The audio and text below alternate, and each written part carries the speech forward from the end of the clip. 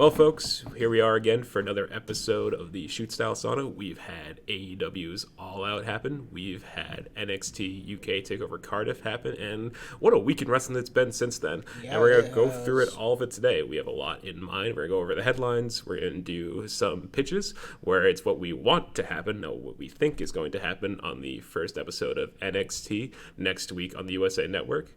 We have Clash of Champions predictions to talk about. We have some fantasy booking for the rumored WWE draft happening in October. We got an introduce of a new segment, No Holds Barred, a rant, which we'll get into later. We have our Superstar of the Week prediction. Oh, not prediction, choice. And we'll give you a hint. He likes a little bit of the bubbly. And we'll also give you an update on the Steam Dream Universe mode in WWE 2K19. But all of that aside, I am your host, the king of shoot style, Stelios Eleutherio, also known as Stel, and I am joined once again by the one, the only sharpshooter Sam. Yeah, we are back at it again, and we'll get right into it with another episode of the Shoot Style Sauna. So, what have the past 2 weeks wrestling has been since we had Big Wrestle Day? Yeah, oh yeah. Like, what? Let's see here. Let's run down this list here. We've had Bayley turn heel finally in like the most odd time ever. It's this really weird timing where her best friend just came back, obviously, who also turned heel, which it's awesome. Kind of like what we all wanted. Yeah, because her as a babyface, it had run its course. It was all right. I feel like they should have turned Bayley like months ago. They had perfect opportunities. I remember when she first got drafted to SmackDown, she had like this new attitude about her. Yeah. And she's like, oh, this is kind of neat. She has more. She has a backbone now. She's standing up for herself. She's standing up to the top women. Hey, you haven't beaten me before. And she's talking to Becky Lynch. And it's like, I want to fight you, Charlotte. And then she lost both times, but still, she's made up for it. Yeah, I was just saying. Because Money in the Bank, she won Money in the Bank, obviously. Good moment for her. Won the title. Cashing that night. And like since winning, it's been Yeah. She got back at Alexa, which was cool. They didn't need to do a bunch of matches for that feud, though, if I'm going to be honest. Absolutely not. The match with Ember, I mean, it was good on paper, but the build was not great. Odd. It was not good. I mean, it's face versus face also. But this sudden change of character, which I don't think anybody saw coming. I had a feeling they were going to do it eventually, I just didn't know when exactly. Now, were you watching that Raw that night? Because I remember I was following it. I saw the video. Actually think I missed that one. I just remember waking up the next day and seeing that on the website, and I thought to myself, neat. Yeah, they did it. Yeah, they did it, and it was both. But it's working out. It gives this new layer to Bayley because she's, the way she's doing it. It's kind of like when remember when Johnny Gargano turned heel last year and you thought he was still a good guy. Yeah, it's a lot like that. It's like, hey, what are you guys talking about? I'm being loyal to my best friend Sasha and yada yada yada. And the crowd's like, boo! You attacked the top woman. We like her. Boo! And it's like, but think about the kids. Like everything is, think about the kids. I'm a role model for them. Yeah, exactly. That's what she's going for. And I'm like, you know what? Yeah, kids do like her. Or used to. She'll try. Bayley, in my opinion, she's a great wrestler. Like you can't really discourage. She's a really good wrestler. It's her promo skills have always been lackluster. Yeah, as compared to the other horsewomen. Compared to Becky Lynch, one of the best women's promos in the entire wrestling world. Oh, wow. Charlotte's gotten a lot. Charlotte's been getting better, but her heel promos are like night and day compared to her face promos. Yeah, like you compare them, it's very like her delivery is inconsistent, and Sasha also is like on the mic, but she has her moments. I was gonna say she makes it work. Yeah, it depends. Like her Reza promos have been pretty solid, but they haven't been like amazing. Yeah, that's my take on it. What else have we had happen?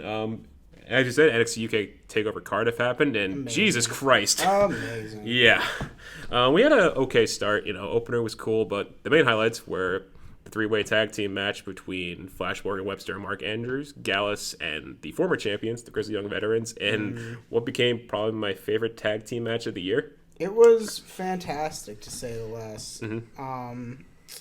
Some crazy spots. Flash Morgan Webster. I never watched too many of his matches, but after this, I can say I'm a huge fan. The finish of that match is probably one of the most creative ones I've ever seen. Yeah. Because there were a lot of false finishes, but it also told a really good story of, like, putting you in this false sense of security and thinking, oh, the hometown boys might not win now. Because you had all these great moments. I remember the part where both teams are down in the ring, like the champions, and then you have the hometown boys.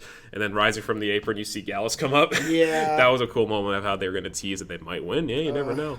And then they had you at the end where they hit, I think it was Ticket to Mayhem on one of them, and then James Drake runs outside the ring, takes out Gallus, but it's their own doing because Mark Andrews hits fall to pieces and they win. That was a brilliant finish and had one of the biggest pops of the night. Yeah, oh yeah. But then we had the main event. Walter and T-Bay. Good Lord, this match was incredible. The kick out at the one. That was insane. But then the match ended with a lariat, and I'm like, you know what? You know what? After the match we just had, any move can end that. And also, it's Walter hitting you in the face. It's going to hurt. Big old clothesline from hell. Channeling his inner JBL. JBL was probably smiling somewhere as he watched that. But the storytelling in that match was probably some of the best I've seen in a while.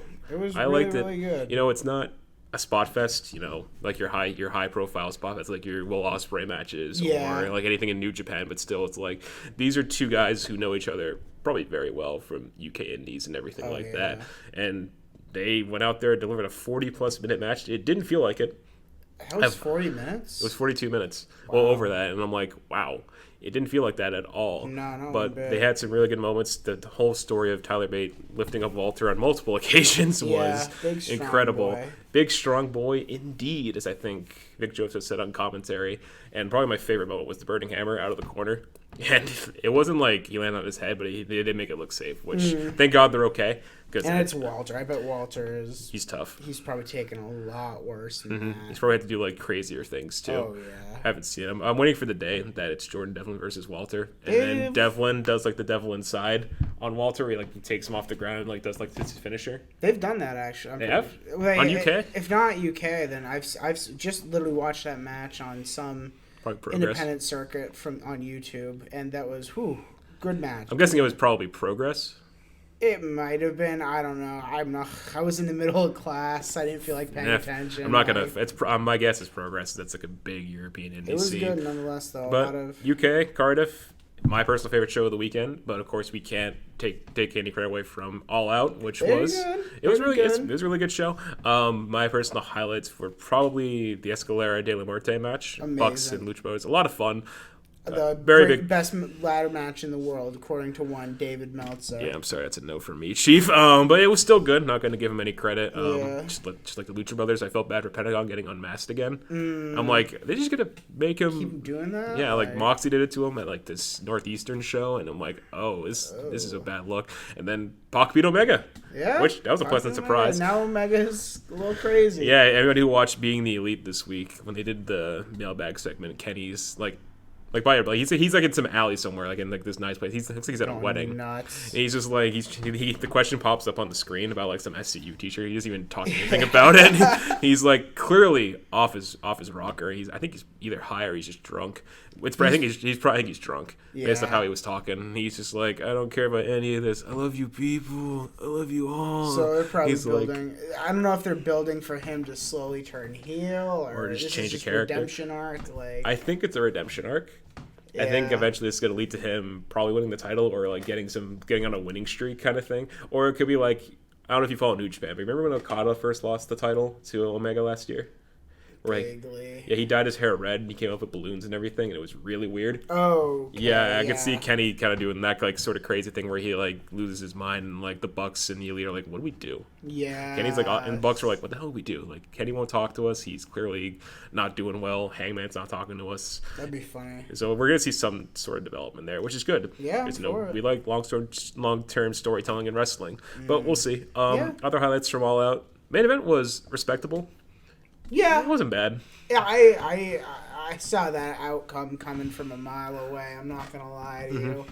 I think the best part about that match though was everything that just happened afterwards. Yeah, and we will get to that later because we're going to talk a lot about that later on. We have something at least to fall. Well, before we get to that, we have another thing to take away from that show. We had the next pay-per-view announced, Full Gear, happening starting November, and they've already announced 2 matches. The original match for All Out being Kenny Omega versus Jon Moxley, the match we didn't get, so I'm happy to see that continues. I'm interested to see how the story is told on TV because, we'll have weekly TV. That's happening. Yes. And we'll talk about that next episode for probably our pitches for that and more about what we want to see coming up because, it's still a decent time away. And we're also going to have the AEW World Title match between Executive Vice President, the American Nightmare, Cody, taking on our current AEW champion, Chris Jericho, in a match that at first I was like, okay, but I'm like, kayfabe, it makes sense. Yeah. Cody hasn't officially like lost yet in singles action, and his match has been pretty good. I hope he doesn't win. As much as I love Cody, I feel like unless it's like part of the story, I feel like he's giving himself a lot. Yeah, I definitely could see some form of like long-term storytelling, something happening. I feel like the Elite definitely have like something in the cards for that. Like I feel like they're not just gonna give it to Cody and there's your lot. He's still a good guy. Yada yada yada. I think it was either you or somebody else had this idea where Cody gives it to himself and he was like mad with power. He becomes like an evil businessman. He's in charge of the company and everything. He does what he wants. Blah blah blah. They could do that, but that's kind of like that's kind of like a trope though with like authority figures in wrestling. Yeah, so. It could be like the Brandy Rhodes thing where she's like kind of doing a Stephanie, where like she's like taking charge of the women and stuff like that. I could see that. But I wouldn't be big about that. I kind of want to see Jericho retain, and then they build like this either a new guy or Hangman gets a second chance and he wins because maybe he'll be more over then, or they can have the Kenny thing come into this and Kenny because he lost a Double or Nothing to Chris Jericho, so they could do Jericho Omega 3 at like. Probably like their spring pay-per-view or something like that, and Omega wins the title. Yeah, I can see it. Hops up the redemption arc. Maybe Kenny has a new character then. We'll see. I'm sure. Yeah, who knows? Cody might even win. Like, I get it. Like, he was one of, like, the founders of the company, and if anyone deserves to really hold the belt, it's him. But yeah, at the same time, you have so much other talent that, like, you need to, like, push over.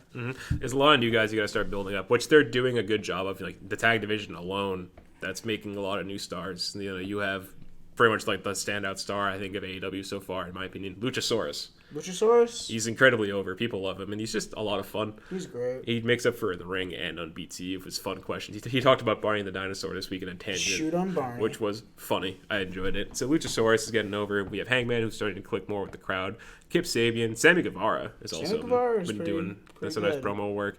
And then Maxwell Jacob Friedman, MJF, has been going all over the place. Of course, him doing him. There's a lot of stars to watch out for. And anybody who doesn't watch AEW that's listening, I highly recommend you at least give it a shot when it goes on TNT. Just a little bit of the bubbly. Just give it a little bit of that. And maybe you'll like it, maybe not. Maybe it's not your cup of tea. But October 2nd is coming up. So give it a shot. Shifting from AEW itself to the world title. Going to what happened after All Out, we had Chris Jericho going to a Longhorn Steakhouse, and it turns out that his luggage got lost somewhere in the shuffle, or there was this miscommunication where he took the wrong one. So, my question for Jericho is, what happened to Omaha Steaks? Yeah, you know what I heard? I heard that he might have accidentally left it on like, not the hood, but like the back of the limo, and they just started driving, and it fell off after a while. That's what I heard. That's hilarious if that happened. I think I heard the same thing from somebody else. I think it was Adam Pacitti on like a Cultaholic News video where he was talking about that same thing happening. I think it was found on the side of the road, and I think this like good Samaritan brought it to the police station, and he turned it in and took the pictures and everything of the guy holding it up, which was pretty funny. I'm just curious. The real question is, was that guy a wrestling fan? And did he see the belt and go, oh my God? I do wonder like what the police department was thinking. It's like, why'd all this talk about like a belt just going around town? Like, oh, it's a wrestling belt. Is it a replica? I don't know. What's this company? Yeah. Like there's all this confusion about, I don't know what this is, but I guess it's important to somebody and they have no idea who Chris Jericho is. That would be there's like pretty funny. There's one guy in that police office though is like, hold up, wait a second, huh? Like there's gotta be like at least like someone that knows what AEW is. At least one guy. But we'll never know. The story is long behind us now as Jericho and AEW launched a worldwide search for the title, and Jericho was going all about it, and it was pretty entertaining, I'm not gonna lie, seeing all the video coverage. Amazing. And I remember Cody, when it first happened, he tweeted, I prefer Outback Steakhouse. Literally all he said, and I'm like, nice. That was good timing. That was a great tweet. And Hangman also like tweeted a picture of him like wearing, it had like a Red Dead Redemption menu, like so you get more stuff, you put this bandana on. And it's a picture of him wearing the bandana from like All Out, and I'm like, oh, that's pretty good too. So the Elite definitely had some fun with the whole scandal, and it was really enjoyable. Oh yeah. So from Jericho losing the title at a steakhouse, we'll go to another company, Impact Wrestling, going on Access TV. Oh yeah, do I get that? Can I like just watch that? I've never heard of Access before actually, but it's a TV deal. In fact, I haven't had a TV deal since they were like Global Force Wrestling for like 2 months. They've had a TV deal, don't they? They've had like lesser known TV networks. I was gonna say I know they're on some sort of Destination America. Something like that was at least one of their older ones. But Impact, they've gone very under the radar in recent years. Since they had this whole falling out with like their management team, a lot of their guys went to WWE to become producers. Abyss, for example, Jeremy Borash, Rockstar Spud, who's now Drake Maverick. So a lot of names. Yeah. I'm an idiot. I thought Helms was on Impact for a little bit. Hurricane? Yeah. Yeah. Oh, he appeared in I think it was one of the Broken Hardys things. I think he was Total Nonstop Deletion. I think he appeared on that for a segment. I think that's one of my memories of him because him and Matt Hardy did something funny. It was pretty funny. That's where I remember him being there. I don't know if he was like a backstage guy, but most of their guys have gone over to WWE, and Impact is like kind of faded away for a bit. It's still around, but they've been getting more attention, I feel like, lately because they've been doing a lot of mixed gender stuff. Tessa Blanchard has been one of their standout stars as of late. Yeah. And she's been making strides in AAA. She's making strides on Women of Wrestling, which is also on Access TV. So they've been getting her. They've been helping her portfolio. You also have people like Sami Callihan, Sawyer Fulton. So they've been building a lot of guys. Brian Cage is their current champion. Cage is awesome. They have a show this weekend. I think they're doing it's a Bound for Glory house show or something like that. It's not bad. I think it's Michael Elgin against TJP. Yep, that's like one of their big matches. Ken Shamrock versus Moose. What is he going by now? They changed his name, I'm pretty sure. Not Moose, but Ken Shamrock. Oh yeah, they did change his name. I forget what it is, but out of context, it's Ken Shamrock. Yeah. Which is like, what? You think like 10 years ago that guy would come back to wrestling? I would have said no. And I'm nope, he's still here from the Attitude Era. He's still going. And he's facing Moose, which it sounds hilarious to me on paper because it's Moose. Yeah, and true. He's just a lot of fun.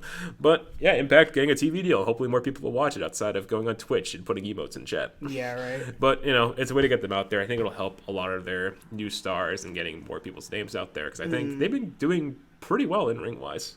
They put on some good stuff. They have some great competition working for them. Yeah, and there's this like I think there's a rumor going around that them and ROH might be in talks. Or they might buy ROH. That's probably the smartest move right now. Yeah, because ROH not doing hot. That's what I've heard. Yeah, and I think they're about to probably lose Marty Scurll. Yeah, they're gonna lose Scurll. Oh. Yeah, his contract expires I think in November. And that means Villain Enterprises is probably done. Yeah, I don't know how long Flip is there. I don't know how long. Flip? I saw something today that I think he's teasing of jumping ship or something. I don't know. Think he'll go to New Japan or think he'll go to AEW? I think he'd go to AEW. Doesn't Cody love Flip Gordon? Yeah, I think like in real life, yes, but I think the joke is that he never wants to book Flip. I think that's the BTE joke. Like I think when All In happened, when he won the Battle Royal, he was like, "God damn it!" God damn it! He wasn't happy, but I think out of like in real life, they're buds. Yeah. So I wouldn't be surprised. It's the Elite. They're probably all buddy. But yeah, I could think it's just Marty. Just it's the Elite. I don't know why he wouldn't. Maybe if NXT gives him a good deal. I can't see it. His wife's on NXT. Oh yeah, that's right. It's Deonna Deonna. Purrazzo. Yeah, that's right. How you pronounce her name? I know it's like Deonna is how you spell it. Yeah, something. If it's Deonna, then yeah, she's there. Yeah. So I could see Marty making a then jump. Then they have to kill Marty off. They have to kill Marty off BT. Well, he already doesn't exist. Oh, that's right. Because he's still in ROH. I think they made a joke where I think Hangman tweeted like, "Hey Marty, where are you? We haven't all died, I swear. I heard you started Enterprise recently. Can you tell me more about that? Talk soon." That's hilarious. It was a pretty funny reply Hangman posted to Marty. But we'll see. Good on Impact for getting a new TV deal. It's good seeing them still kicking about despite all the weird stuff they've been through as of late. The name change, the change in management, the whole stuff with Anthem, etc., etc. But nothing but good luck to them. Going on from Impact, going to WWE, our final list of headlines, the WWE Draft. There's a draft coming. October. So I am all for this. They need to solidify their roster right now. This bullshit wild card rule has not been cutting it at all. No, it's kind of... I hate to sound like a typical fan, but this... But no, it's true. I support many sides in the wrestling industry. I like all companies that I follow. I don't follow everything, but I follow like the big ones mainly. WWE, AEW, some New Japan, etc. Like the big guys. But it does after all this time of building up the brand split, like the past 3 years. Excuse me. When it came back, you do this wildcard rule because you're just not doing well TV ratings wise, and we live in a time where, in my opinion, ratings are not as important anymore. because there's this whole thing about social media. People watch the YouTube highlights all the time. You see who's doing well. Exactly. You can see who's a draw, how's merchandise doing, et cetera, et cetera. I just think ratings don't have as much of a meaning anymore. They're still important, sure, but not in the same way as they were like 10 years ago. Yeah. Or in the Attitude Era when they were doing really well with the Monday Night Wars and everything.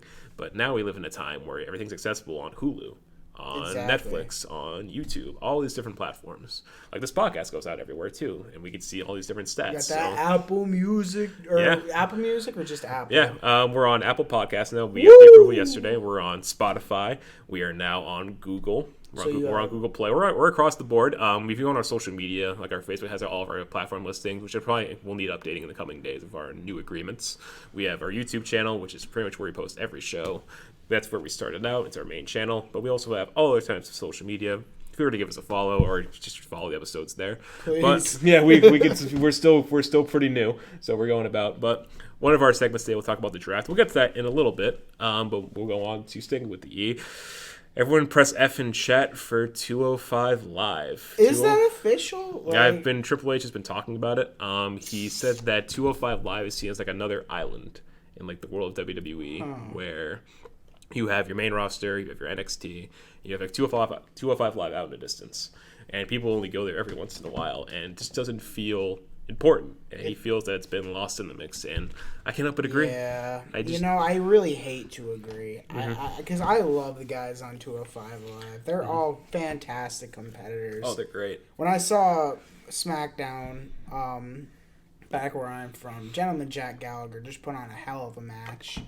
Arya Daivari is fantastic in the ring. Yeah. I remember they did because they've always been related to the pre-show too, even like when the days they had. This is how we got Ali. Yeah, exactly. This is how we got Buddy Murphy. This is how we got Cedric Alexander, who's now getting a push, which is great to see. Heyman's all for it, and I'm like, yeah, he just needs more of a personality. It's my only thing, but I'm sure Cedric can do it. He's already capable in the ring. I trust the guy. But it's given us people like that who have become these individual stars in the main roster. A lot of them are rising stars at this point, and seeing the brand get canceled as SmackDown gets ready to go to Fox on Friday nights. It's a shame, really. But with Triple H talking about it getting absorbed into the NXT side of things, hopefully that gives some promise, because you can take these guys like your Drew Gulaks, Humberto Carrillo is already appearing in NXT, I believe. Your Lindsay Dorados and all of Lucha House Party. You can have them go to NXT. You can also have Jack Gallagher turn up in NXT UK more, which I think he was supposed to, but UK was weird this week of how they had Sid Scala fill in for, or last week they had Sid Scala fill in for them. Now that's its own little thing. Yeah. But you have all these people, this new talent, and you can have them go over to NXT. And this very work rate heavy show where Triple H will showcase what these guys are all about and give them more time, I think is perfect. And what you can also do with the Cruiserweight title is get rid of the purple.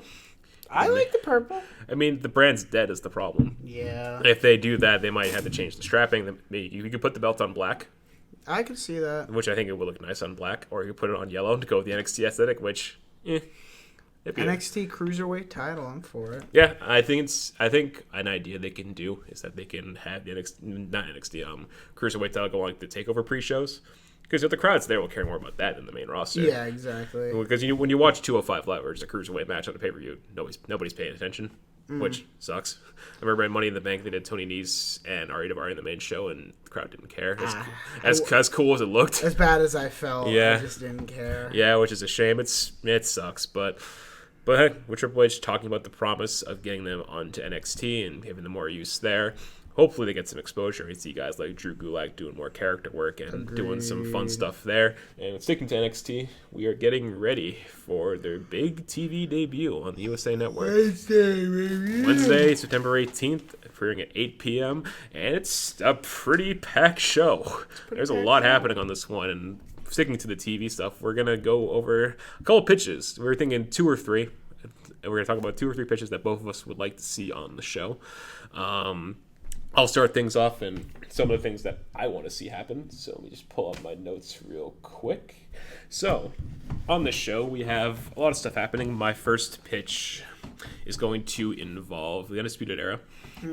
So obviously they have 2 matches booked for this show. Their first one, which I think should be the main event, but it's not. It's going to be in the first hour, is the North American Championship match between the Velveteen Dream, the current champion, and Roderick Strong, one of the members in the Undisputed Era. And what I want to happen in this match is that I want Roderick Strong to win. I want him to beat Dream. Maybe clean. There might be like some outside shenanigans. The Era might distract somebody. Yeah. But I think something will happen and Roddy will win. But even though the prophecy of them holding all the gold has been fulfilled, none of them celebrate together. Because Adam Cole might talk to them backstage and say, hey, we still have a tag match later tonight. Let's save the celebration for after the show when we all have the gold. We don't have to worry about anything else. So the main event comes around. It is, excuse me, Kyle O'Reilly and Bobby Fish, who are the tag champions right now for the Era, against the Street Profits, the former champions. They have a match, another good match. These two work pretty well together. They're a lot of fun. Their match at NXT when the Era won the titles was good. Match takeover was great, and the Era win again. So at this point, Undisputed Era has captured the North American title earlier in the night, and they've retained the tag team titles at the end of the show. So this is when we have the big celebration in the ring. They're all happy. They have all the gold. They celebrate. They high-five each other, etc., etc. And just as right, they're about to hit their signature pose. We hear that minor second, lights go down. And looking over at the Tron is nothing but white. And then you see the four outlines. The four outlines of the members of Imperium. Yeah, I forgot. So, I have a different theory. Yeah. Well, I'll finish this pitch first and see what you think, and then we'll go to your first pitch. So after that, you see their theme is blasted throughout their theme shows, and the Tron changes to Imperium. You see Wolf, Walter, Eichner, and Bartel standing side to side. They walk down to the ring. They get in, and they stare down Undisputed Era. It's this big standoff. Nobody gets into the action. And that's how we fade to black on the first episode of NXT. I think that's exactly what's going to happen, honestly. I've been saying War Games should be UK versus America, if you will. NXT US, I guess. NXT US. Yeah, that's what's like unofficially dubbed. I'd love to see all of Undisputed versus Imperium in War Games. That would be absolute insanity, to put it lightly. It'd be incredible. I mean, you can make the argument that it's heel versus heel, but like we're in this age where who cares? Who cares at this point? Alignments don't really mean much anymore. Like even in AEW, you have like some heels going against each other. I think what's one case, it's like a character versus a character, and then you have also in WWE you have people. I think there was like a heel versus heel. You had Bayley and Ember Moon, which that didn't work, but it was still face versus face. But characters stand for different things. Characters stand up for themselves in different ways. They have a reason. They have motivations, basically. And they've been working more off of that. I guess the whole Bryan and Rowan thing, like, they're both still, like, bad guys in a way, but they had that dissension recently. But character work is getting more important, and people don't really care as much anymore about, this guy's a face. He should face this person, not that person, because that person's still a good guy. Yada, yada, yada. Yeah. But I just think the character work they could do here is that Imperium say that the mat is sacred to them. Yeah. What they can do with the Undisputed Era is say, you aren't respecting the mat. We don't like what you're doing here. And even though they'll still have their heel tendencies both ways, the Era will say, we don't like your style, et cetera, because it's European style versus more American style. And then we get that War Games match, and then Walter destroys all of the Undisputed Era by chopping them all in the chest over and over again, which would be amazing. That would be a great spot. It'd be a great visual just seeing Walter murder all of them, but still seeing like Undisputed Era try to team up and take the Megalodon down would be awesome as well. It would be amazing. But that's thinking long term here. Sam, what is your first pitch? Essentially the same thing. But instead of the Imperium tease, we get one Mr. Kevin Owens tease. Ooh. By himself? I could see it, like, not to go against them, but since Undisputed Era is pretty much ROH champion club. It is, because Red Dragon. I think Roddy was ROH for like a good while before he came. Television champion. Yeah. I think he was world champion. And Cole's whole titles there as well when he was, when he was in Bullet Club and everything. So I think if they're looking to recruit new members and make this the NXT version of the big club stable. Well, I'm not going to say Bullet Club, but essentially. Because we have the OC. Yeah, exactly. Mm-hmm. Yeah, you could also, maybe they want to do the OC, but I think that's for the future when they're more established. That's going to be more long term. Yeah, that's like when more people know who the Era are. It's only like the NXT fans who know who they are, really. Not many people who watch general WWE know who they are. So if they get put on the same brand, then definitely they need to do something. Yeah, that's not for a while. So I don't think we're gonna get the OC versus. Plus, like Balor should join OC at some point. And they've already. Yeah, they've teased that. Pretty much confirmed that. They've been teasing that since like 2016. I've told you about my long-term booking with that, right? Yeah, but for the viewers, we should probably tell them too. Okay, so what I have theorized that's gonna happen is by Hell in a Cell, we're going to have a new champion in Bray Wyatt. The Fiend, if you will. Mm-hmm. He's going to hold it probably up until WrestleMania. Now let's cut back to Royal Rumble, where January. Finn Balor makes his triumphant return to the Rumble, wins said Rumble. Is he the demon, or is he regular Finn Balor when he wins? The Rumble. At Rumble, he's probably definitely going to be regular Finn Balor. The extraordinary man. The extraordinary man who does extraordinary things. Extraordinary things. Yep. So he wins normal. Wins Rumble, and because I've heard they wanted to milk this Bray Wyatt Finn Balor Fiend for a while. I mean, that's not a bad thing. It's not a bad. It's not a bad thing at all. I'll take it, especially for the title now. So Balor wins at Rumble. Yada yada yada. Him and Wyatt start going back and forth, and then eventually, long story short, at WrestleMania, it's going to be Demon Finn Balor versus the Fiend. Which would be visually, that's a great story to tell. It's a great story to tell because it goes back to that time. Hey, remember when they tried that weird Sister Abigail? Oh yeah, that was awful. Though this is it done right. It was, yeah, but essentially that's what I'm thinking. Yeah, that's a whole different thing, of course. It's not NXT, but we like to have fun here. Yeah. But I could see going back to Kevin Owens showing up, because he did tease the NXT after he got fired on SmackDown, which in that stupid now program of Shane, I hate it. It should have ended. It really should have ended at SummerSlam. They had the perfect opportunity. Yeah. But not to moan. Going back to the NXT pitch, KO comes down. Look, I could see him him and Cole getting face to face, and then they embrace instead. Yeah, that'd be a good hey, we got you. Because they're friends in real life. Yeah, remember that watch along where Cole's at Extreme Rules watching the show, and then KO runs to the back and hugs Adam Cole. Oh yeah. Yeah, they did something like that. So it shows that they're buddy from the old days. So I can see them doing KO's about to probably slock him in the face, but then they just hug instead, and it's hey, we got a new member. So and they fade to black. Another theory I have is that maybe Roddy's not winning. Ooh. Maybe they're looking to replace. Ascension? Yeah. Who knows, honestly, but I maybe they're not looking to add. Maybe they're just looking to replace an Undisputed Era. That could be fun. I wonder who it would be. I'm thinking Kevin Owens. They could just switch out Roddy for that. I mean, they boot out Roddy after he loses, and then they're wondering what to do. Blah blah blah. How are they going to fulfill the prophecy? Mm-hmm. And then bam. And then they could do some stuff like, Roddy, we were always meant to fulfill the prophecy, and you failed us. Blah blah blah. Now, what they could do if Roddy wants to counteract that, maybe bring over British Strong Style to do British Strong Style plus Roddy against Undisputed Era at War Games. They could do that because they can have Pete Dunne and Roddy make up. Because Pete Dunne's NXT US now. Yeah. They can make up somehow, and then Roddy and BSS team up to take on UE at War Games. They could also just start building up Roddy to take on Cole or something. That could be fun. We'll get it. Maybe at the Mania Takeover. They can do that. I could see the that. one closest to me. We don't schedule for next year yet because it's been weird. Yeah. But I could see them doing a dissension, and then Roddy turns face, and then they have that whole falling out, and we'll see if Roddy wins. Roddy's a great wrestler. He's great. It's just when I hear him talk, I'm like, this guy's a 14-year-old stuck in puberty. Yeah. That's my only drawback. But he makes. I don't like him as a heel. You like I don't feel like he's a good heel. Really? He's all right. He's not the worst, but he works, but it's not amazing. It's not like Tommaso Ciampa. It's not like AJ Styles on main roster as a heel where he's hilarious, which is really good. But yeah, Ciampa.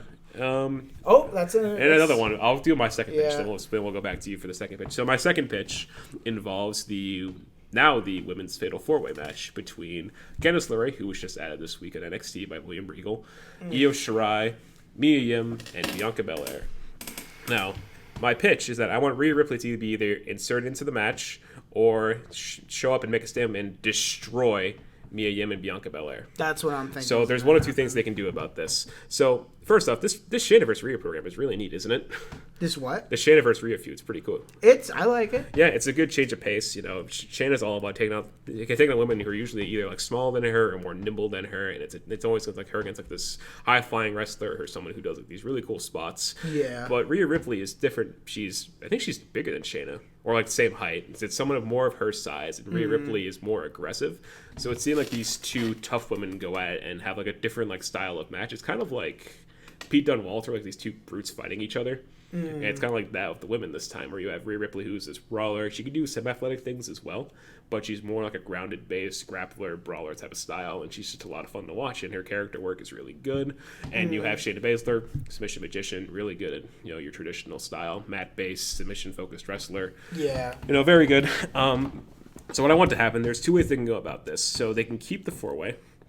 They have the Fatal 4-Way match. It starts, goes out as it does. So Io and Candice obviously are embroiled in their feud. They're still playing off what's been going on since Io turned, even with the TakeOver Toronto match.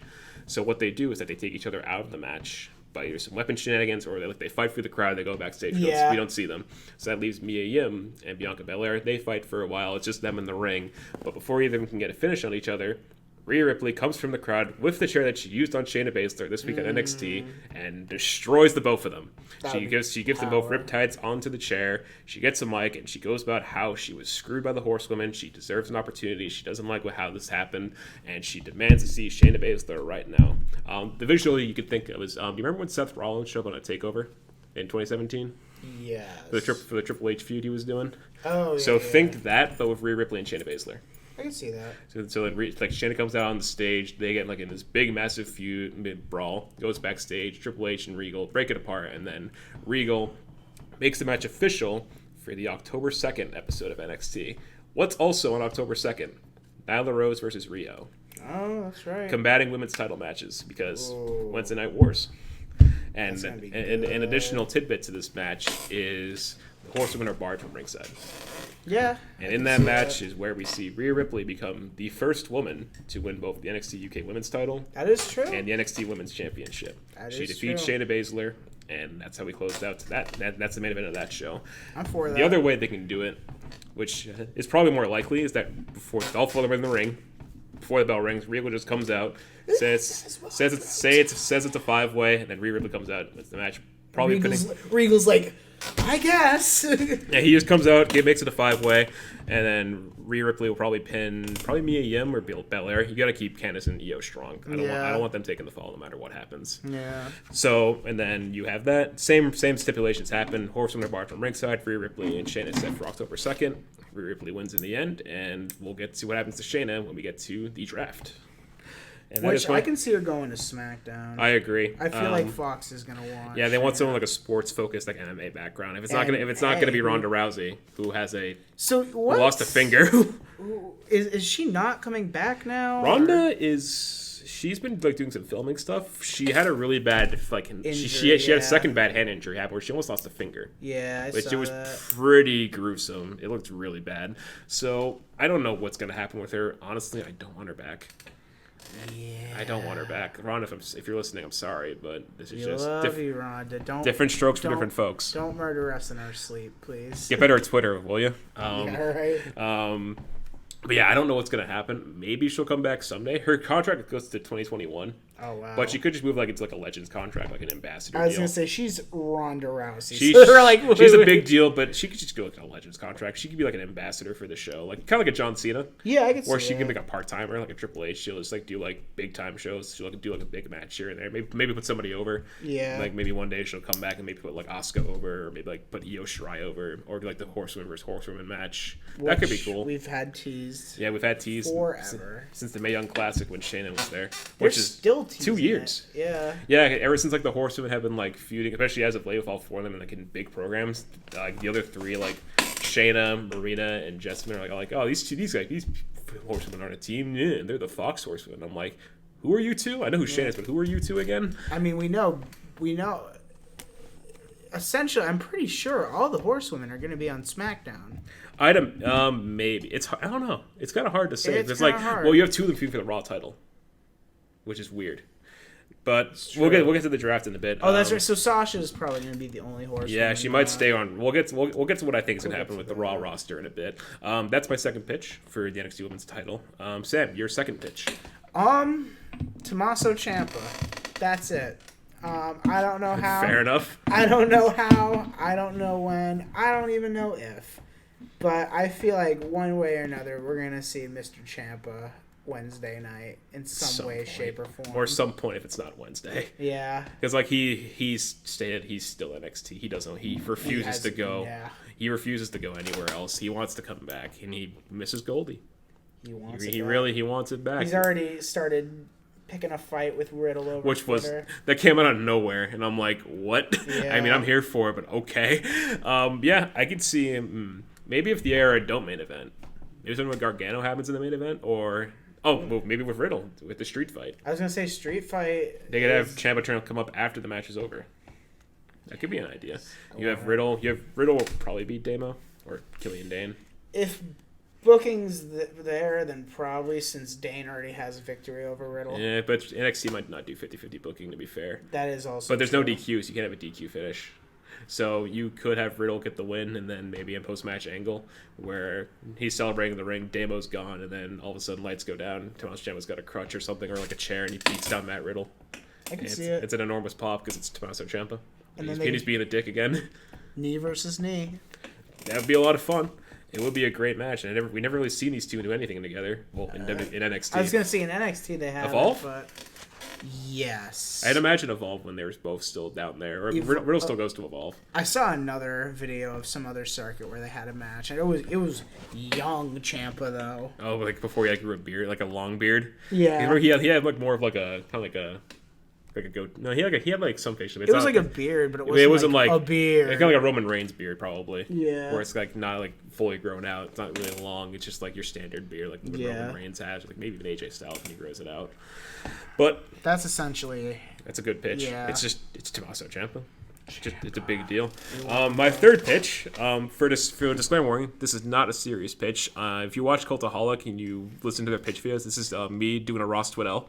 So my third pitch pertains to the street fight between Matt Riddle and Killian Dane. And what I want to happen, I have a lot of stuff that want to happen.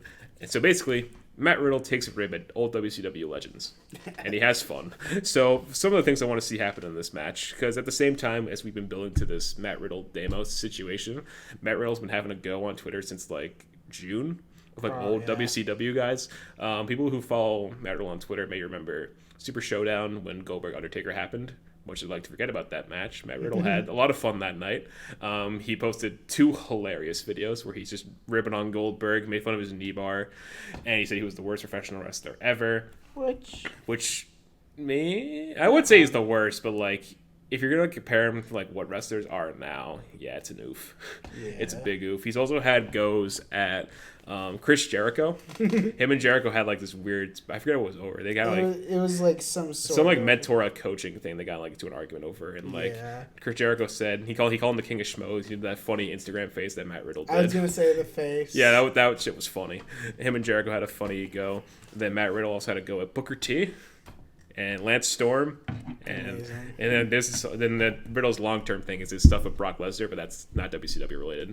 Yeah. He has a lot of stuff going on with like old timers, which is it's funny, and like apparently Triple H is all for it, which I find even funnier because he's like, yeah, do whatever you want. They're not stopping from doing this stuff, which is I think they can't really tell him no. It's like it's really funny. It adds some realness to the product too, which I'm like, hey, that's pretty cool. It's something different than what we usually see on Twitter, of like just normal tweets from like other wrestlers or people just breaking character. Essentially, I think if you tell Matt Riddle no, he's gonna do it. Yeah, he's just gonna go like to Progress or something like that and just go back to the Indies. Because I don't know if Riddle would do AEW. Maybe if like they pay him enough and say, hey, you can do what you want. You know that stuff that you really, really like and can't technically do in the WWE? You can do crazy stuff. Hey, buddy, come here. I got you. Wait, Jericho's there too. Yeah, oh my God, that'd be hilarious. Him and Jericho would definitely have some heat. But here are the things that I want to happen during the street fight. So the first thing I have written down is that when they're outside the ring, I want Riddle to look under the apron for weapons. And one of the first things he finds is a Texas Longhorn skull. Because Longhorn Steakhouse, and then I want Riddle to look at it and just be like, what's this? And he's like, I never lost anything there, bro. And he throws it to the side like he doesn't need it. And then Damo at this point is recovered from like probably like taking like a bump or something, like maybe like an outside dive that Riddle did. He like tries to run at Riddle, but then Riddle does a spinning back elbow. So but Damo does not fall to the ground. That would be hilarious. So Matt Riddle has gone at Chris Jericho both for the Longhorn Steakhouse incident and the Judas Effect. He's effectively buried the Judas Effect. Amazing. It'd be hilarious. The second thing, so let's say they make their way up to the ramp to the announce team area. So the announce table's right there. I want Matt Riddle to do a jackhammer onto the announce table, and it breaks. And then what happens then the commentary will call it the Bro Hammer. Bro Hammer. So Matt Riddle obviously having to go at Bill Goldberg because of their previous beef, and what they did at SummerSlam, where like they had like a confrontation backstage between Matt Riddle and Goldberg. And I don't know if you've watched the watch along from SummerSlam, but Matt Riddle tells this hilarious story about how like he ran to Goldberg backstage. And he's like, "Oh, bro, are you Goldberg?" He's like, "Yeah, I'm Goldberg." And they have like this conversation that's really funny. And he's like, and Goldberg goes, "I'm not your bro." And Riddle goes, "I'm okay, bro," and they all like walk away. It's really funny. I've heard that might have been at work. Actually. Really? I hope it's real. I hope it's real. Trust me. That sounds hilarious. But I heard that cameramen were following them and recording it. That's so not they as have cool. footage of it. But, it's still pretty funny that they followed up on all of Riddle's fun stuff he's been doing. After the jackhammer, so you could say, so this could happen whenever in the match. I want Matt Riddle to do a spinneroonie. Yeah. And just do it because Booker T, because he's had words about him. And then the comments will call it the Bro-a-rooney or the Spinner-brony. I like Bro-a-rooney better. Either or. Yeah, whatever works. And then after the match, Matt Riddle has won by this point. He gets a microphone, and he's talking to Killian at this point, who's probably outside the ring selling. And he goes, "Killian, bro, I thought you wanted to be serious. Now you've left Sandy." That's a go at Lance Storm for his "If I Could Be Serious for a Minute." So yeah. Matt Riddle comes out, makes fun of all these WCW legends, and has a go at all of them. That's my third pitch. It'd be good. Mm-hmm. It'd fuel the war. It'd be great, you know. Oh yeah, and it's before AEW goes live, so Riddle has a go at their world champion. So yeah, that's me doing a Ross.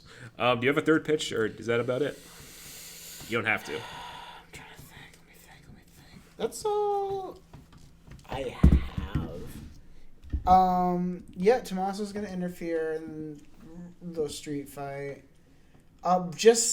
Pretty much what you said about Rhea Ripley getting into the, or just getting involved. She's gonna somehow. She has to. If you're not gonna have her or have someone from NXT UK, or have somebody, it's gonna be Toni Storm maybe.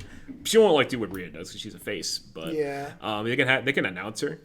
As do a vignette for her and say, "Oh, she's coming here," just like they did for Dakota Kai this week. There's a lot of stuff they could do. Or they just debut somebody new entirely we don't know about. Exactly. I don't know, like Wardlow in AEW. Which I have been looking to him, and I'm excited for that. Really? What's he like? He's just here. Can I pull up the internet? He's really just. You can't see this, obviously. Anybody watching? Yeah, this is just for Stel and I here, but this is insider info. Basically, he is ginormous. Yeah, I remember when we saw the vignette. He was like, "Oh, this is a big dude." And he's doing like this Tekken style shenanigans. This is yeah. Kind of reminds me of the first picture I got like Dijakovic vibes looking at it, but no, this is different. He essentially he has like the face of Drew Gulak, kind of. Oh, there's some Britt Baker. You can't see it. I hope Adam Cole hasn't seen that. Yeah, right. But yeah, he has a good look. Ooh, yeah, he's held a lot of titles. He's going to be a great addition. He's probably going to be their monster heel. I'm cool with that. You know, it's always going to have a monster heel. Maybe him and Luchasaurus or something like that. Him and another big man go at it. Him and Luchasaurus, I could see. Him and Hangman, maybe. Hangman, I could see. Maybe like a mid-card title if they introduce that. Eventually, like a TV title, they could have him go for that. They have a... Don't they him and Jimmy Havoc, him and Darby Allin. Havoc. Him and Allen would be... imagine Allen selling for him. Oh. That'd be fun. What else do we have? Let's see. If I'm back to if we're done with talking about Wardlow, we can move on to the next segment, which where is the... Where did they go? Check that. Oh, there it is. Next we have... so before we go to the draft, we have a pay-per-view to talk about. So we're recording this the day before Clash of Champions, and we have predictions again. So like last time, we're going to go through the card, and we're going to do match-by-match predictions, and... I have the matches listed on my computer, so we need to fit an angle with that as we get distracted. So we'll go from top to bottom here. This probably not going to be the order of the actual card because we're going to start with like a big match. So still into Clash of Champions. Starting off our predictions, we have the Universal Championship match between current champion Seth Rollins and Braun Strowman. They're also both Raw Tag Team Champions because it's the Raw Tag Division. Which... We're not on it yet, but Rudolph, or whatever you want to call him, are definitely going to be winning that. Yeah, you have them for that match. And I guess for the Universal match, I'm going to go Rollins just because I think it's just going to straight up be a DQ match. Oh, you think a non-finish? I think when The Fiend is going to get involved in some way, shape, or form, it goes to DQ, and then at Hell in a Cell, we get a triple threat match for the Universal title. And inside Hell in a Cell. Yeah, because Bray Wyatt's been saying, see you in hell on the Firefly Funhouse. See you in hell. Which is, I'm like, yeah. It's definitely given that theory out there. Definitely more unique than like a straight finish. And it gives, because like Strowman and Bray have history because the Wyatt family. And then Bray's like, he would like to face Strowman. Strowman said the same thing. It adds some history to them. And we don't know. We haven't really seen them interact much since like Bray's come back as this new character. So yeah, it's something new, and they actually get to see these two interact. And of course, him and Rollins alone would be good, but having this Braun Strowman factor at the same time can just make a chaotic Hell in a Cell match. So I think it'll be a lot of fun. And if another theory that goes along with that with Bray Wyatt, this could be when Bray decides to reveal his buddies. Stable, yeah. He's been hyping up the stable for a while. Hopefully we get something out of it. Hopefully it's done good, too. Because it could very well just be a shit show. We don't know. Yeah. It's the main roster, so it could go well, or it could go like, I mean, I'm sure if it's going to happen, it's The Fiend. I'm sure it'll be interesting at first, no matter what, because, it's The Fiend doing something new, and he's doing something crazy. It's like, this is neat. Like him turning up at a SmackDown to do a dark match, and I'm like, really? You didn't hear about that. Bray Wyatt, as The Fiend, did a SmackDown. The B team. The SmackDown Dark match this week out of nowhere. It was at MSG, so it's a big deal. But give the crowd something to watch. They sat on their hands for 205 Live, but came live for The Fiend. But yeah, that's the Universal title match. I've gone Rollins, and Sam's gone for a no contest basically. Or I guess Rollins retains by a DQ. Because title can't change hands. Yeah, Rollins definitely isn't going to be losing the title. Yeah, now he just won it back too, to be fair. So it's like, not right now. Next title match, we have the WWE Championship match. The current champion, Kofi Kingston, against Randall Keith, Randy Orton. I think Randall Keith, is going to Shout out to Pacitti. Is definitely going to be winning this one. Yeah, I have Orton as well. As much as I hate to say it, I do like Kofi. But I love Kofi. I think the story with this is it's just going to end the same as it did years ago. Yeah, which sucks. Like this whole, I feel like the original start of this feud was supposed to like right the wrongs of what happened a decade ago. But I feel like at this point they might. Plus, Fox is coming up. I don't think Fox want Kofi as champion, sadly. I think New Day is going to Raw. I agree. When we get to the draft, we'll talk about why I think they're going there. I think I've also gone for Orton. I just think the story has been playing off. Orton's really channeled this new side of Kofi, which is cool to see, and it's nice to see character development here and there. But we're getting to this point where it's either Kofi will be the champion on Fox and it might not be received well by people who might be watching for the first time. Yeah. Or, you get this, it's kind of like the Jericho thing with AEW, where you put this on everyone knows who Randy Orton is, put him on the title, put him on Fox, get him all the promotional stuff. People are like, hey, Randy Orton, I know who that guy is. FTRKO? It's cool. I like it. You give the Revival something to do when they've been lingering in the Raw Tag Division for months because it's the Raw Tag Division. And exactly. God damn it. I think it's a pretty straightforward match. Next, this is really hard for me. Raw Women's Championship. Becky Lynch versus Sasha Banks. I'm sorry, Stel, but I don't think Becky's going to be your champion anymore. Yeah, I've gone for Sasha Banks. I've gone for Sasha Banks. This was hard. It's like the way it's been, this is probably one of the more hyped matches too. Because with Sasha Banks is like first big match back. Yeah. And she's just turned heel. This has been really tough. People know Becky Lynch is my favorite wrestler. She's one of my favorites in the world. She's her story is one of the best things we've seen in quite a long time. But, it's really... Plus, another reason why the SmackDown advertisements, we've been seeing her crop up on those, and it looks like she's going back to SmackDown. Which, if you don't do it Sunday, it's going to be Hell in a Cell. They're going to change it. So, I mean, not to be a downer, but this could be match of the night. The thing is, there's no one else for Becky on Raw, I feel. Unless you do a draft. Unless you do a draft. Which is probably going to happen. But... It depends what they want to do. Who could she drop the title to? It could be Sasha at Hell in a Cell. Could be Sasha Hell in a Cell. You have the wild card, if you will, of Nia Jax. Which I hope to God not. Because she's terrible. Sorry. Lacey Evans is a no. That already happened. Is a no. That already happened. Yeah. Ruby Riot's injured, sadly. There's not much else. Sasha's going to be your new champion after Sunday. Yeah, because there's also the whole theory that there's like a 2-woman power trip now, which it's going to be, Bayley has the SmackDown title, Sasha has the Raw title, and maybe they go for the tag belts too. because see it. they were the first ever champions. Why not go for them again? It could be a neat visual. Plus, like they can go to both brands at that point. Yeah. So yeah, this is.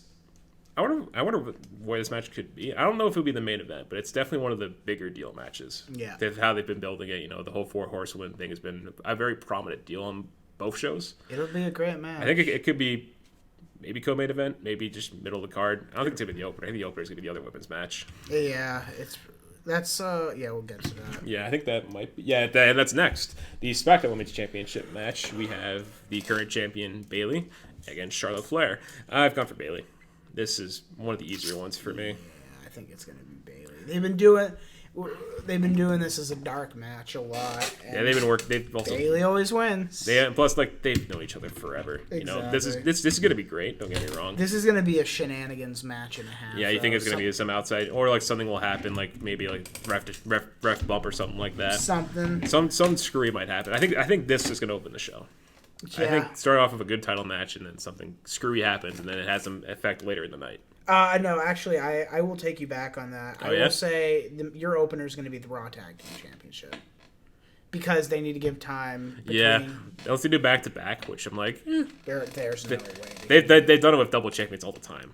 They do they? Like when Seth Rollins was a double champ, when we had Becky with both titles in May, they did it back to back. So they might do it again here. Have like they do the Raw tag title match, then they go right to the Universal match, and then building off the heat. But we'll see. I could see either way. They might open with the Raw tag title match, and then they lose. A lot of doubt goes in like the rest of the night. Then we get to the main event. They come out, and then Seth just wins. But I could see this opening the show as well. Charlotte is also a hometown girl. They are in North Carolina this week. So Charlotte's winning. No, this isn't Wales. This isn't NXT. It's the main roster. Ooh. Yeah, and then remember when Bayley was in San Jose with the title? Yeah, she lost. Oh, that's true. So I just think Bayley's just turned heel. Like that's kind of if they take it off the title. I mean, maybe because Fox, but like. I think Fox wants her as champion, doesn't they? Don't they? If she's still champion, then that's totally fine with me. Oh yeah. I mean, yeah, this is something that Bayley's needed. For, as we talked about earlier, for quite a while, like this change, this new motivation, like this new like develop. She's not like a full on heel yet, but she's starting to like bleed heel tendencies. Yeah. So this is like establishment. Hey, this is a credible heel. She beat Charlotte Flair, one of the top women in the company. Yeah. Take her seriously now. So I just think, Bayley's gonna win, and maybe we'll see them both later in the night.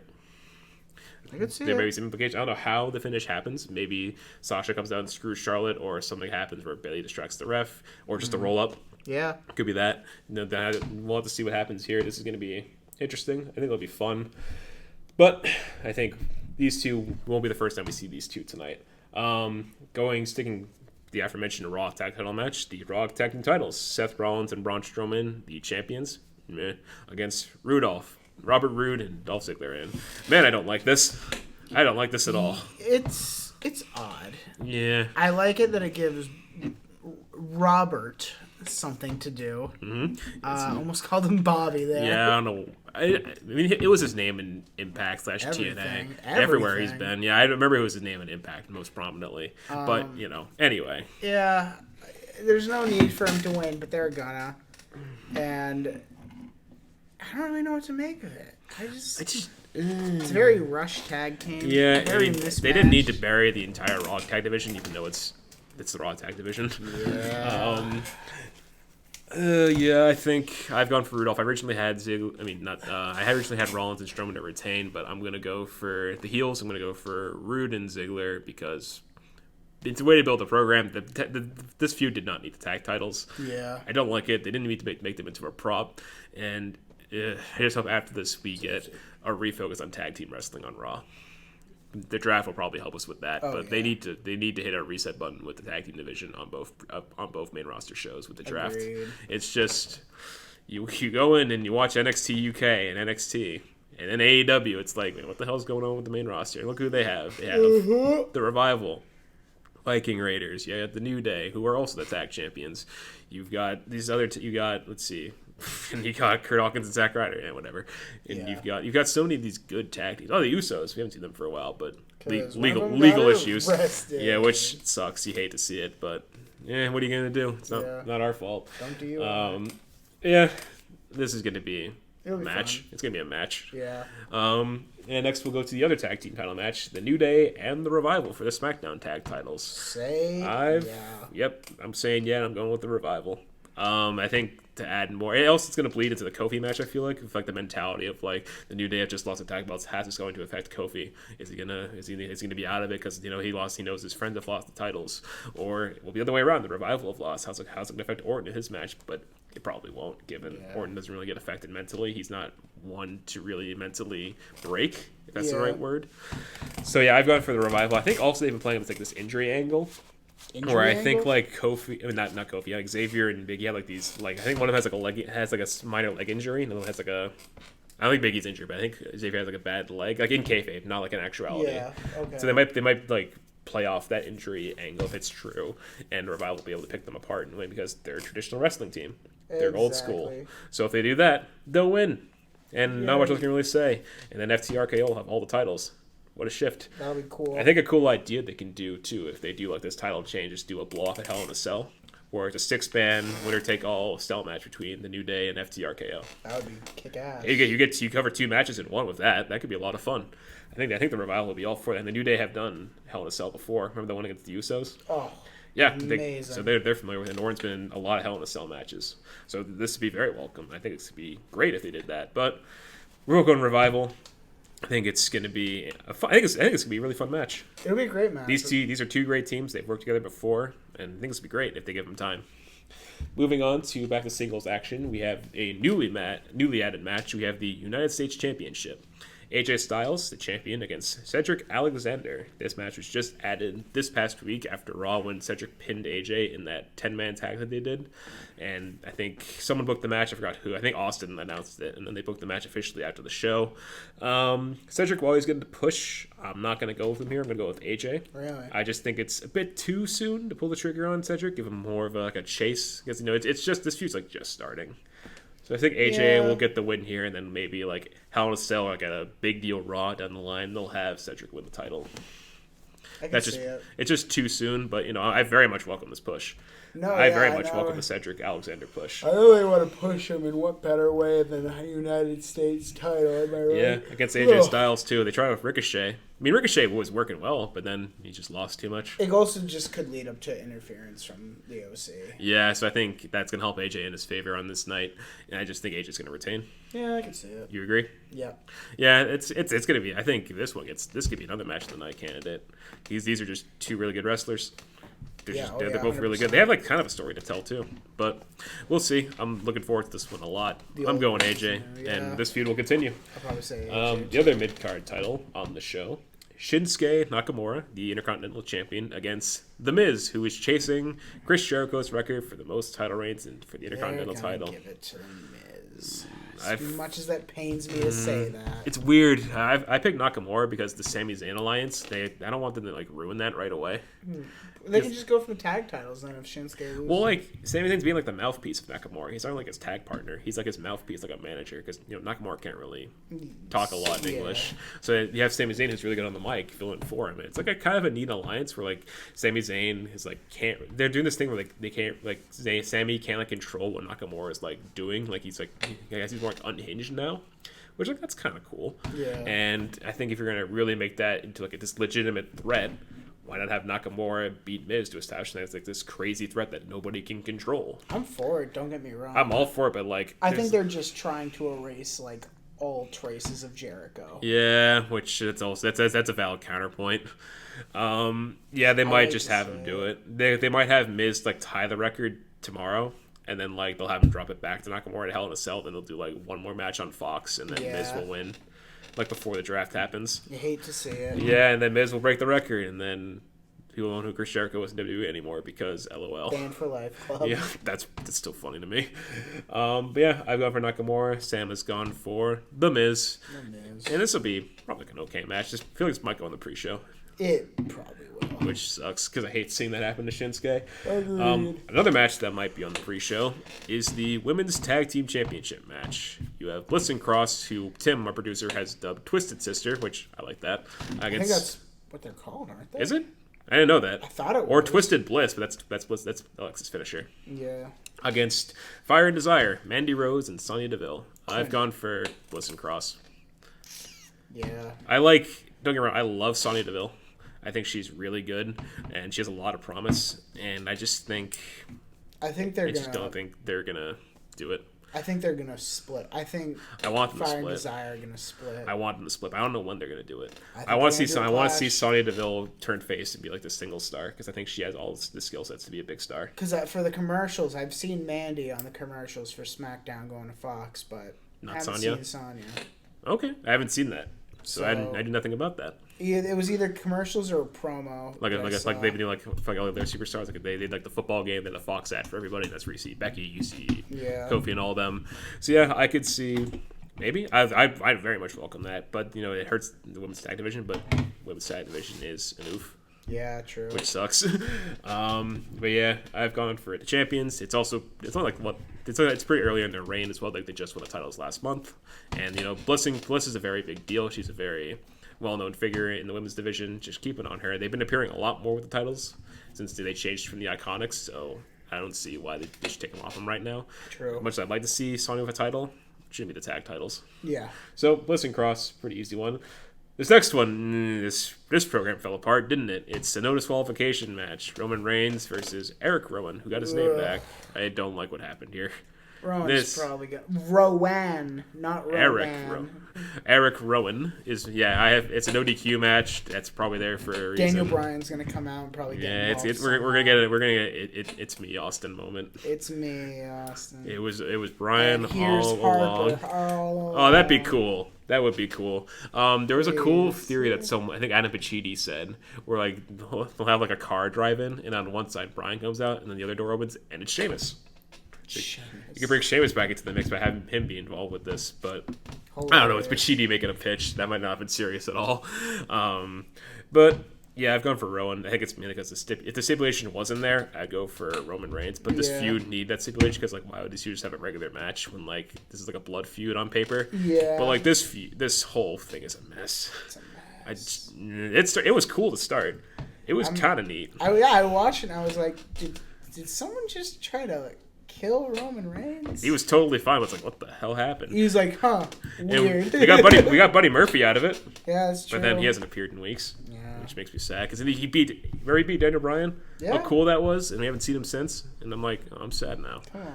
Yeah, he was doing well. We haven't seen him in a while. Maybe Buddy Murphy shows up.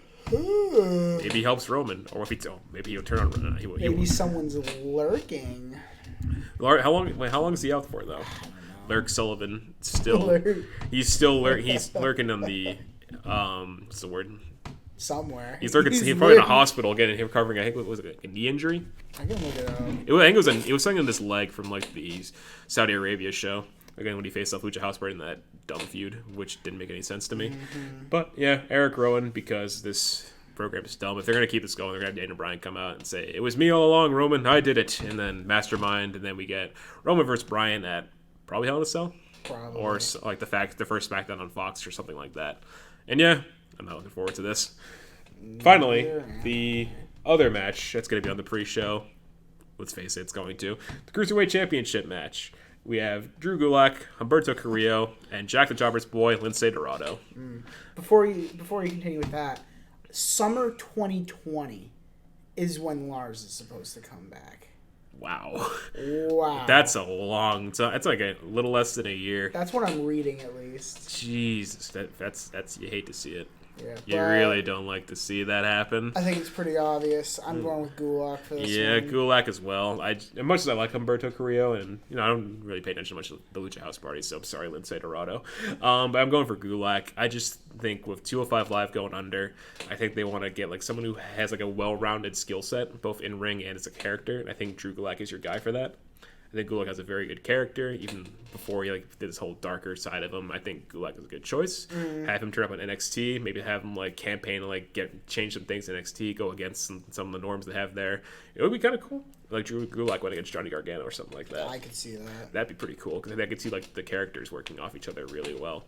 So Drew Gulak, I just don't think now's a good time. I could see maybe Humberto winning, but I think I don't see it. But I think we'll see something bigger come into play when we go to NXT with the cruiserweights. Yeah. But that are our predictions for WWE Clash of Champions happening tomorrow from Charlotte, North Carolina, and what I think will be a good show. It'll be good. I think most of their shows on pay-per-view have delivered this year, except for Saudi Arabia, but I don't count that because that's a glorified house show. But looking forward to a good show.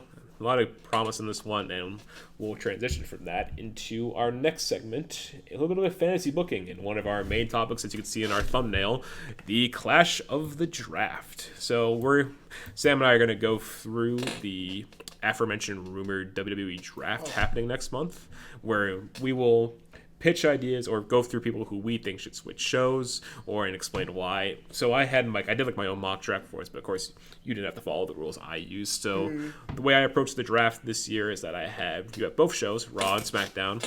You pick 10 stars in total for your draft, and my other rules were you only have 2 NXT call-ups in total, no more than 2. And I also had your tag teams and stables count as 1 pick, so no separating tag teams, because I just think that's stupid. Yeah. And then you also can have the option to pick. I dropped a quarter. Don't worry. We also have the option, if you want, to pick 5 superstars on the main roster to move to NXT and/or NXT UK. So I'll run through mine first. I'll start with Raw. So on my Raw draft list, this isn't in no particular order. It's just names that I think would be better off on Raw, and some of the booking may be leading to it anyway. First, I have the New Day. So as we talked about in the predictions, Kofi could very much be losing the title sometime between now and SmackDown on Fox. We don't know when. Maybe tomorrow. Maybe Hell in a Cell. Maybe the first SmackDown on Fox. They want to really do something big. I just think they've been on SmackDown for about 2 years. They've had a really good run there. They've done a lot. They've done virtually all you can do on SmackDown. They've been multi-time tag champs. Kofi's been world champion. They've been involved in all these different feuds. And I think they can go back to Raw where they started out when they first did the brand split. And make some noise there. Have some Raw tag division feuds. Maybe Kofi goes for the Universal title. Would be lit. That'd be fun. I could see them versus the OC. Yeah, could be a fun feud, or maybe them versus War Raiders. Maybe that could be fun if they're still there. Yeah. But yeah, I think there's just a reasonable pick. They could be a welcome addition to Raw, and maybe Heyman will have some good ideas for them. Yeah, I could definitely see that. Second on the list, this is again in no order, Shinsuke Nakamura. Nakamura has been SmackDown tried and true since he first came up. And they could change the titles between shows, because if he's still champion, it's not a big deal. They switch the titles every year, especially with the mid card. So I just think Nakamura could be a really good addition to Raw. I think Heyman would have better use for him than Bischoff. Yeah. I think Heyman gets Nakamura probably more than other people. That's just me guessing, but you could have Nakamura against some new stars. Maybe do Nakamura and Seth if he's still champion. I could see it. Or if he's still there anyway. I kept Rollins on Raw for a disclaimer in my draft. I think definitely. You have him go against new programs. You can also, who's on Raw also, maybe have, they're both heels right now, so you can't really do AJ and Nakamura again, or him getting involved with the OC. I can't see him joining it, so I wouldn't like to see that. No. If Drew McIntyre is still there, maybe do something with Shinsuke. I'd like to see Shinsuke turn face again at some point. I kind of miss the old Shinsuke, before he turned heel. I agree. Yeah, so I think he'd just be better on Raw. I think he could use the change of scenery. My third one, this is probably one of my bigger ones. This is an NXT call-up. I have drafted Johnny Gargano to Raw.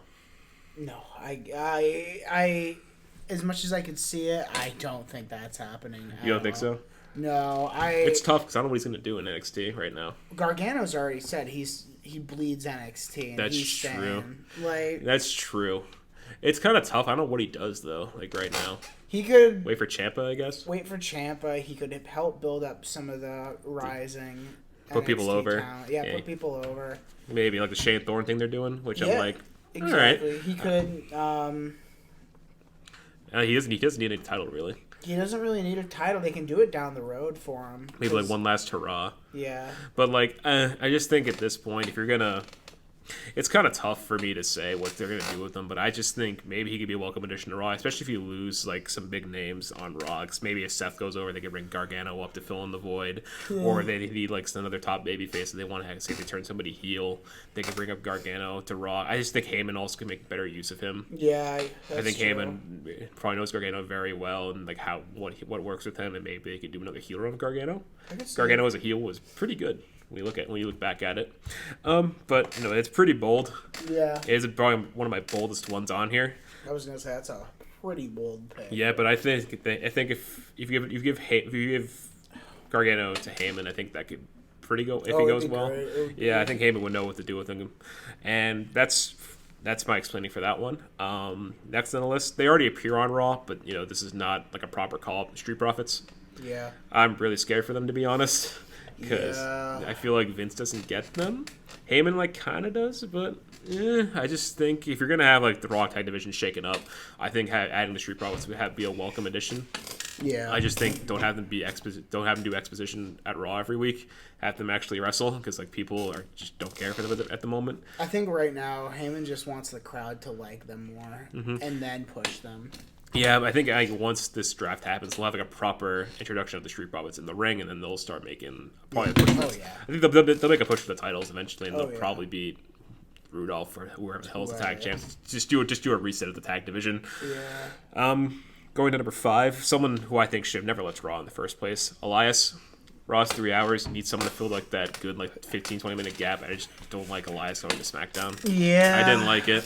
And I just think he's better off on Raw because it's a longer show. Yeah. And it just makes sense to have there. And just good entertainment value as well. If Raw's going to be a more entertainment focused show, if it's going to be Raw, have Elias come back and have him do his skits there. It just works better for him. Switching over to the women's division, since I've done half my list on the men so far. My first women's choice, of course, it's a tag team. Iconics. They would work good on Raw. Again, entertainment focused, really entertaining to watch. Good character work, a lot of fun. Add some of the tag division, bring some entertainment to the show. Could have great backstage segments. I'm sure they would be a lot of fun to have. Yeah, just a welcome. I just think good change of scenery. Yeah. Just works for them. They probably get used more on Raw than they would. They appeared a lot on Raw when they were tag champions as well. So I just think it works. Single stars. My biggest women's edition, Asuka. Yeah. Asuka to Raw. I want it.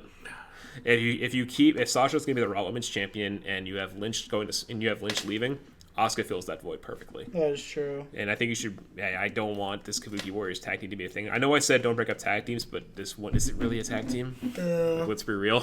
They haven't really done anything, which sucks. I like both of them a lot. Kairi Sane would do well on SmackDown. Yeah, I've kept her on SmackDown too for the sake of this. I just think Asuka could be a top face in the Raw Women's division with the change coming with the draft, and I think her and Sasha would be a really good feud. Yeah. Sure, not on the mic. It wouldn't be great on the mic for promos, but who cares when it's good ring action with a good story to tell? That's all I'm asking for there, and I think it'd be great. It would be nice to see Asuka with another title at some point, probably not right away, but months down the line. Yeah, she never really got that title. She wasn't really on Raw for long when she first came up. Exactly. She went right to SmackDown when she won the Rumble. So I think that's your biggest addition to the women's division. Next on the list, someone who has been probably on SmackDown here and there, but not winning a lot. Ember Moon. I think Ember Moon is another welcome choice. I just think she'd be better off on Raw. Her on SmackDown was good at the start. It looks like she's going to get used more, but she just loses. Yeah. And it's kind of a shame, really. If you're going to move more people, if you want to split up the women's division more equally, I think having another person like Ember Moon go to Raw just balances it out more. If talent-wise, the Raw women's division became an oof after the Superstar shakeup, which sucks. True. So this helps balance it out more. Much similar to the Iconics, I moved Carmella to Raw. Entertainment purposes. Whenever she comes back. Yeah, it's true. She's on a bit of a break right now, but I just think she could be better off on Raw. She's never been there properly. So just having her come over, help out the women's division for promo work, entertainment value. Good to have. Nice set of hands. And then finally, my last, this is another tag team, move Fire and Desire over as well. Yeah, I can see that. Started as a tag team. They started on Raw as well. And then this is probably where eventually you can make the Sonya Deville push happen, where they split up and push Sonya as this big babyface on Raw, have her be her own character, not get overshadowed the bigger stars on SmackDown. She becomes her own entity. I could also see if they don't break apart at Clash, they could just get separated by the draft. Yeah, which would suck. Well, but if they want to keep Mandy on SmackDown, put Sonya on Raw. Because it does suck though, because they're very good friends in real life. Plus they have their web series, The Mandy's Donuts, which is a pretty fun watch. But these things have to happen. Look what happened to the Riot Squad, even though it didn't work out in the slightest. Poor Liv Morgan and Sarah Logan. But yeah, I guess we'll go to your side. If you have any suggestions you would have for the draft. I think, as I just said... You can disagree with me in any way. Yeah, no, as I said, I think Mandy is going to be staying on SmackDown. Sonya's going to wind up going to Raw. I see New Day going to Raw.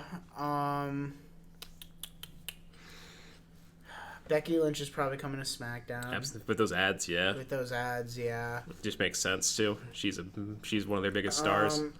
I think I do agree with you with Elias going to Raw. It's better. It's just better for him. KO to NXT. That's one of your starts with NXT. Yeah. If they're incorporating UK, I think Cesaro should just be brought down to UK full time. Mm-hmm. Balor should stay on SmackDown, but Balor's probably going to Raw. Back? What do you think? Because if they're going to do Fiend, this Fiend, I mean, they could have him win the Rumble and him challenge for the Universal title anyway. Then that means Fiend would probably... I think Fiend should stay on Raw. Yeah, I agree with that motion because they need that entertainment. Yeah, plus like Heyman probably enjoys the Fiend a lot, so I feel like he wants to keep him. I have a very bold pick. Oh yeah, if you're willing to hear it. No, of course it's your side of the booking. I think Brock Lesnar to SmackDown. Oh no, that's on mine too. Yeah, it just makes perfect sense because it's Fox. Yeah, exactly. It just makes I think we're really good. It makes really good. Yeah, that's perfect. Who else? I think NXT wise, I don't see a whole lot of people being called. That's why I only have like 2. And I hate to use that term "called up" because it's going to be less relevant now. It's drafted now because if you ask me, NXT it's going to be the third brand. Level. It's the third brand. It's going to be. It's now. It has to be because it's a TV show. That's the major ones that I thought of. I can do my SmackDown side of the draft now if you want. Oh, yeah, sure. Yeah, so my SmackDown side, again, this is in no order. This is just like how I did it. Yeah. First one, obviously, Becky Lynch goes back to SmackDown. She's SmackDown to the end. She fits better there. She's been good on Raw, don't get me wrong. She's been carrying that division since she moved over. She's done well with what she's had. It's just, she's a draw. Yeah. SmackDown clearly want her. And I'm sure Heyman's cool with that. I think Bischoff is very high on her as well, based off what I've read about Bischoff's thoughts on her. So I just think it's a welcome change. She'll drop the title either tomorrow at Hell in a Cell. They'll do something to blow off the feud at Hell in a Cell. Then the draft happens. She'll go back to SmackDown. And she'll maybe face Bayley because they've been teasing a lot between them more than her and Sasha. So I mean, we've never seen that before. So that'd be kind of fun. But yeah, you can easily build a show around her too. Like she's very versatile and she's everyone supports her. She's one of their biggest stars. You could build a show around her if you want because you have a lot of big stars on the show, to be fair. So it could be like women's division focus on her, men's division focus on X person, etc., etc. So pretty obvious pick. And I think it's pretty telegraphed too with all the ads we've been talking about. Yeah. Second pick, we both said Brock Lesnar. It's Brock Lesnar. It's Brock Lesnar. He's a big deal. I can see Bobby Lashley coming back too whenever he's due back. Yeah. No, I think he's due back in November. Which, hey, they could do Brock Lesnar versus Bobby Lashley. And it's a sports-focused show. Sports-focused show. Yeah, there you go. That'd be a lot of fun. I like that.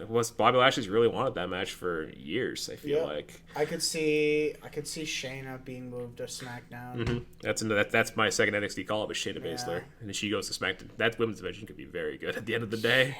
It could be really good. I'll run down after Lesnar. Samoa Joe goes back to SmackDown. Yeah. I just think he was doing pretty well on SmackDown before he got moved back to Raw. He was US champion. He had that feud with AJ, which was pretty cool. It kind of overstayed its welcome, but we still got good matches. We still got good matches out of it. It was really weird, but I liked it. It was different. Revival would probably be making the move to SmackDown especially if they win the tag belts. They have to at that point. I think they would be great on SmackDown. Oh yeah, especially with Randy Orton being like their friend. Sports oriented show, and they're all about like that very wrestling focused approach. Drew McIntyre to SmackDown is my next one.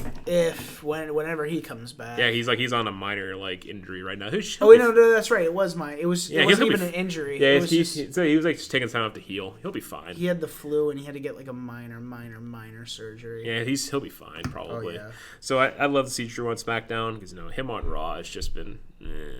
We've heard these rumors of one Kaz XL. Oh my being god! In talks with WWE. Yeah, and the thing we read about yesterday, it was pretty funny that he would come back without Enzo, that's pretty funny to me. It would be hilarious. And they treat him properly and everything. He's really changed everything up. He's made himself a better person. He's reflected on his past and said, "Yeah, I should have been fired back then." I'm like, you know what? Good on you, Big Cass. If you hear this one day, really proud of what you've been doing and making yourself a better person. And then Enzo's just like... Enzo's getting in fights with Joey Janela at a Blink-182 concert, which that's still funny to me. That's really funny. That is the best meme to come out of wrestling news. So fifth, I have The Miz going to SmackDown. Yeah. I just think I think they've been teasing The Miz going over as well. Miz is just he's a big guy. He's a big ambassador for the company. People like him. Miz is already on SmackDown, isn't he? No, he's actually Raw. Really? Yeah, he's listed as a Raw superstar. So yeah, he's gonna be going. He's been wild carding for quite a while, and it's kind of dumb. Plus, maybe he can get comeuppance on Shane finally for George. Yeah, there you go. I miss George. George Mizanin. George, I miss you. George, we all miss you. Back. We all miss George Mizanin. Yeah, another self-explanatory one. The Revival, as we already said, that's my number 6. Just in no order. Shayna Baszler is my second NXT call-up. I just think she's ready. She has the skill set. This is also no horsewomen, just her. I don't want the horsewomen up there because they are not ready yet. I just want Shayna Baszler. And so you have 3 of the 4 horsewomen. Shayna Baszler, Kairi Sane. Who else do you have on the show? Oh my god, that's already a pretty stacked women's division. You got Bayley. Yeah, she'll still be there probably. You have Charlotte Flair. Charlotte. You have Lynch. You have... Well, you won't have Sonya anymore. You'll have Shayna, Kairi. You'll have Liv Morgan if they want to push her because they've been kind of teasing it. Yeah. Liv Morgan if they want to pull the trigger on her. So you'll have a very good women's division across It'll be all good. fronts. Whatever happens, I'm for it. Mm-hmm. It'll be good. Another tag team in the men's side, AOP. AOP. We haven't seen them for a hot minute. They were supposed to come back a few weeks ago. They've been teased. They've been on house shows. I just want SmackDown AOP house shows. I think they got to do AOP versus War Raiders. That'd be so fun. Possible NXT. If they go back, because there's been the rumors that Heyman wants to send them back to NXT because they're not clicking right now. They turned them face, but who cares? That sucks. Yeah, that does suck. But they're good faces, but they work. I feel like they're better as faces than they are as heels. But the whole character, it's more character work to be fair. Yeah. But they don't really have a lot of character work because they're just 2 big guys. I was gonna say beat the crap out of you. Yeah. They're just really good wrestlers, but they have characters somewhat at least. So, but AOP on SmackDown, I just think would be better for them just to help rebuild that division because they don't need all those teams on Raw right now. Yeah. And speaking of tag teams, the one I don't like, Robert Roode to SmackDown. Just Robert Roode. Yeah. I just think he's better off as a single star. Plus, the look is great. Maybe just have him continue the singles gimmick, give him a run, keep him as a heel. Hopefully they lose the Raw tag titles relatively soon. Probably a Hell in a Cell to a proper tag team. Yeah. Probably War Raiders or some other face tag. Or maybe if the OC want to go for them. I want it because I like the OC. I do too.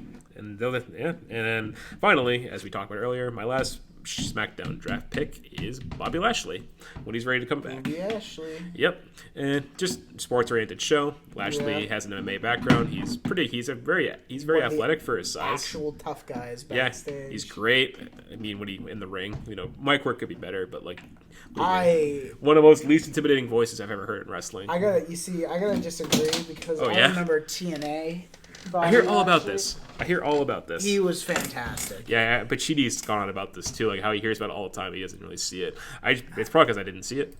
That's probably my problem. But yeah, I hear all about it. So I'd like to see Lashley come back as a heel, or just a character at that point. I think he'd be face, if anything. Maybe. I would love heel Bobby Lashley. I think, the whole Leo Rush stuff was working for a while. But now Leo Rush is in the doghouse. Yeah, he's in the doghouse right now, and we haven't seen him since, May. It's an oof for him. I'm probably going to see him ever again for a good while. So that's a SmackDown side of the draft. I'll go through my NXT main roster changes. So the people I want to see make a lateral move, as I'll call it. Cesaro to NXT UK, which has been teased as a Cardiff in that great match of Ilya Dragunov, which one of the best matches of the weekend.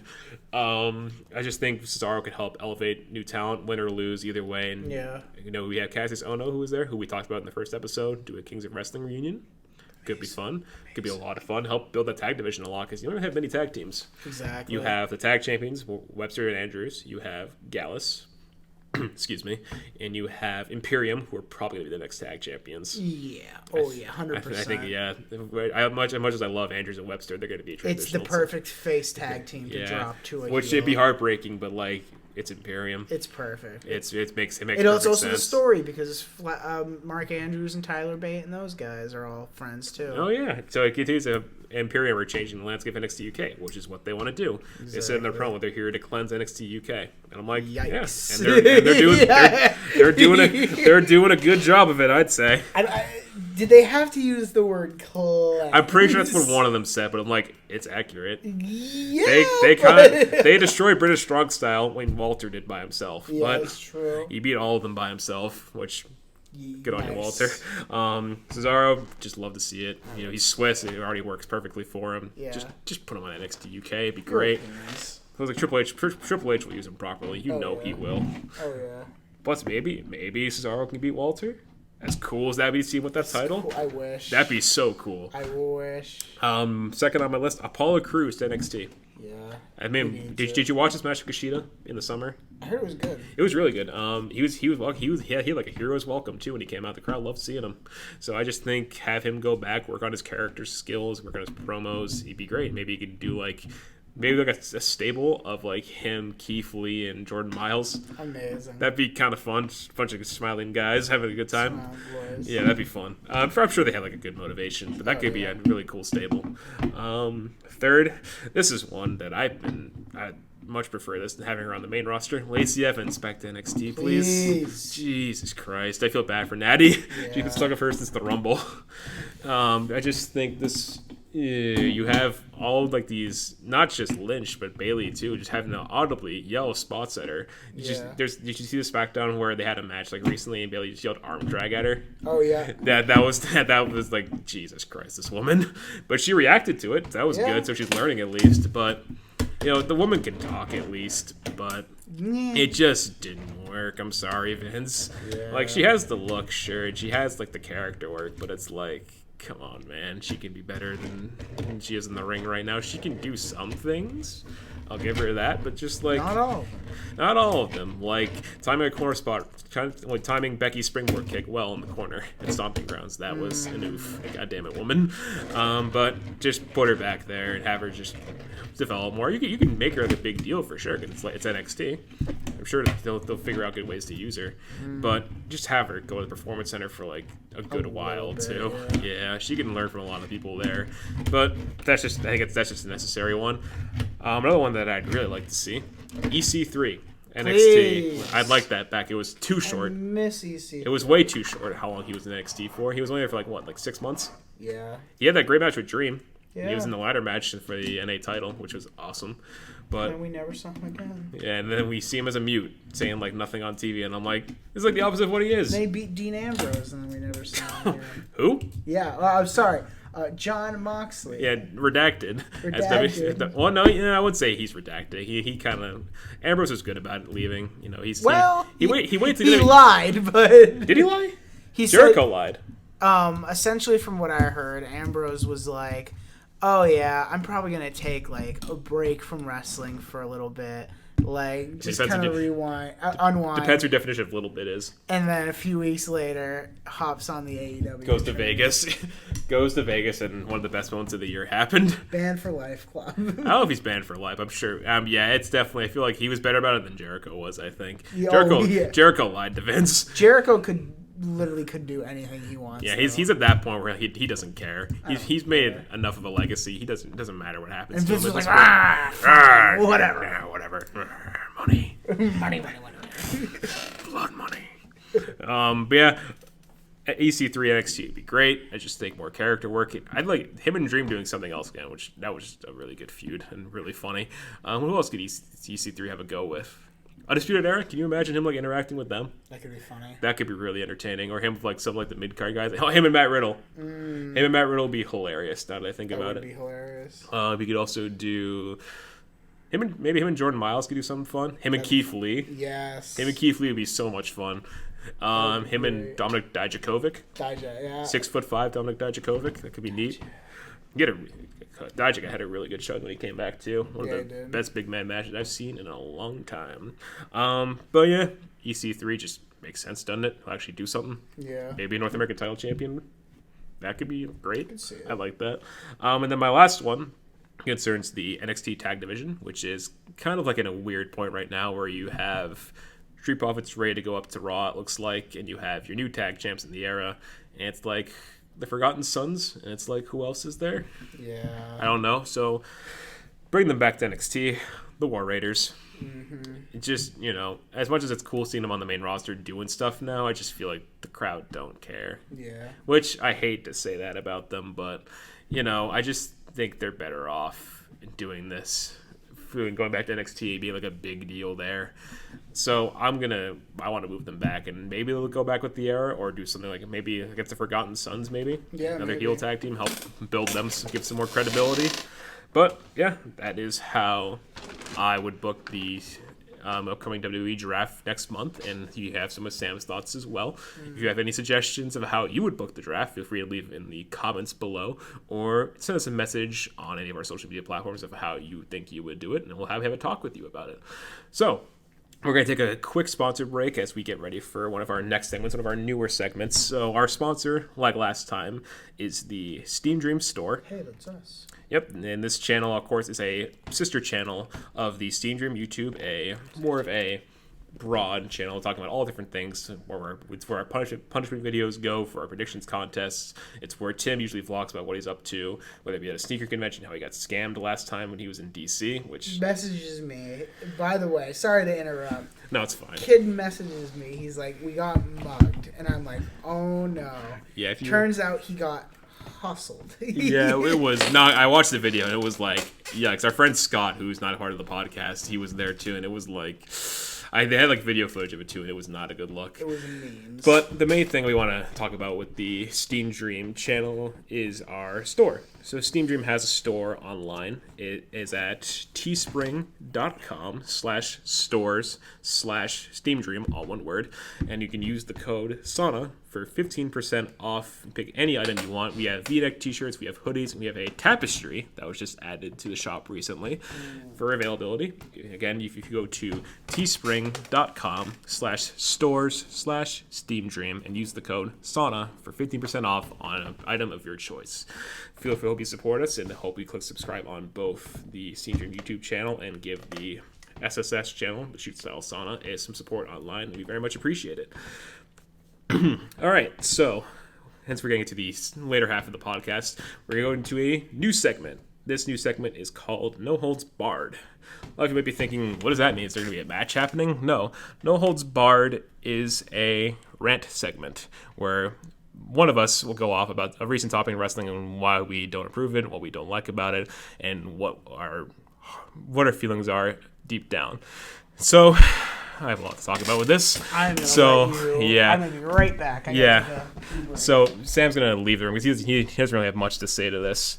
But my rant concerns a certain nature boy, not Buddy Rogers. He recently, Ric Flair. I have one question for you. What more do you want? Seriously, what more do you want? You are a man who is a 2-time WWE Hall of Famer, one of the Four Horsemen. You're a 16-time world champion. You've had one of the best careers in professional wrestling in like decades. But here you are sticking your nose in somebody else's success because they said something that became the top of the industry, and you wanted to see that as a cash cow and take the money for yourself? Really? Really? You had to go in there and file a trademark for Becky Lynch's, pretty much her moniker of being the man, because you only said it once in an interview that she has used more times in a year than you have in your entire life. Like, how do you think people like Charlotte Flair, your daughter, feel about this? How do you think people like Triple H and everybody in WWE feel about this? Do you think that's right? Try and take credit for somebody else's success? That's not a good look whatsoever. And something you need to think about is, think about what this phrase means to somebody such as Becky Lynch, one of the top stars in all of WWE right now. She has made this, just the phrase, the man, one of the most relevant things in sports entertainment as a whole in a year, where you only said it once in an interview. Just think about that. And the merchandising you've done with it, really? You took one of her shirts and put your signature on it. Are you kidding me? You think that's going to get you money? I don't think so. You're only going to get heat doing that. Legitimate heat. So you need to go back, think about it some more, and I want you to do this. Kiss your 2 Hall of Fame rings, go back to your mansion, and sit down and think about what a dumb idea it was to even do this. You hear that, Rick? I hope you're listening. Ran over. Anyway, so ran aside, and Sam was conveniently came back in the room as soon as I wrapped that up. Wow, really? Yeah, that was like actually really good timing. Yeah, that was really good. That was like 2 minutes of me talking about that. Getting back to the bright side of things, we're going into let's go into our second to last segment of today, our award segment, the Superstar of the Week. And as Sam just said, he does enjoy a little bit of the bubbly. Our Superstar of the Week for this episode is none other than the AEW World Champion Christopher Jericho Irvine. Yep. This was actually, it was either between him or Bailey for Superstar of the Week, but we went with Jericho just because what this man has been doing. Just wow. So not just the promo work. He actually had like a decent match at All Out. You know, he made history. He made history, and he made history. So I have loved Chris Jericho since I was 9 years old watching SmackDown and Raw. Oh my God! To see him now doing this shit. They're 48 years old. Absolute gold. It's incredible. So yeah, this should be no surprise. So we'll go down why, really, I guess, to get more explanation. So Chris Jericho, he is the first AEW World Champion. That's a big deal for a new promotion. And, you know, he's a big name. Of course, from a business perspective, this is really smart. We talked about this in the first episode. Just makes sense to have Chris Jericho be the first champion. But aside from that, you know, decent match of Hangman Page. It made Hangman look like a star, too, in some ways. You know, he had some good spots. Both men did pretty well. Amazing. But what happened after the match is what really things kicked off. Even before that, you know, Jericho gets backstage. He's like, you know, when there's someone who wins a title, usually there's a whole crowd of people cheering you on, congratulating you. But I come back here, nothing but silence. And he starts talking trash to the Young Bucks. And he's like, the pressure's all yours, Bucky boys. And he's yelling at people. And he goes, oh, nice hair, idiot. And he walks by. He goes, idiot. Yeah, what's your name? As he walks by, this random backstage personnel. And he's like, I don't care. And he yells at Scorpio Sky. I think he yells at, I think it was Sammy. He yelled at, I think it's Brandon Cutler or somebody else. He yelled at Scorpio Sky for sure. And then he's just walking. Christopher Daniels walks by not happy. The Bucks are unhappy. Everyone's just like, this isn't good.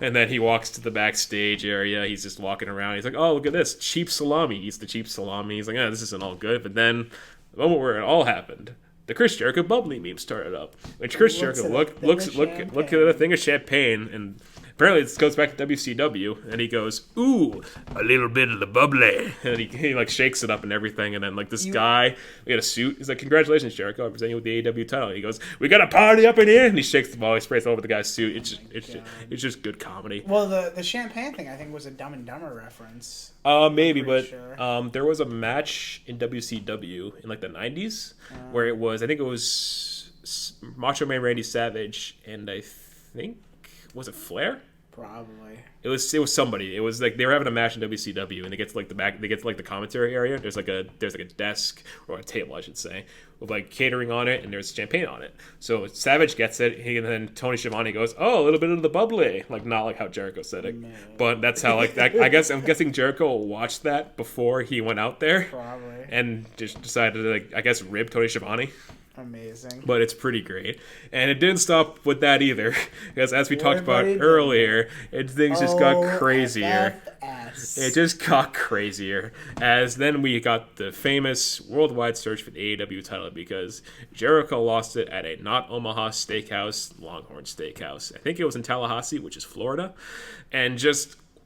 wow. Prime Time stole it. They tweeted about it. Did they? I didn't see that. You didn't see it? It was great. It was from JTG, and it's just a picture of them holding the belt, saying, if you want your belt back, give us the bucks. Okay, that's funny. Yeah. That, guys in the Young Bucks? Yeah. Okay.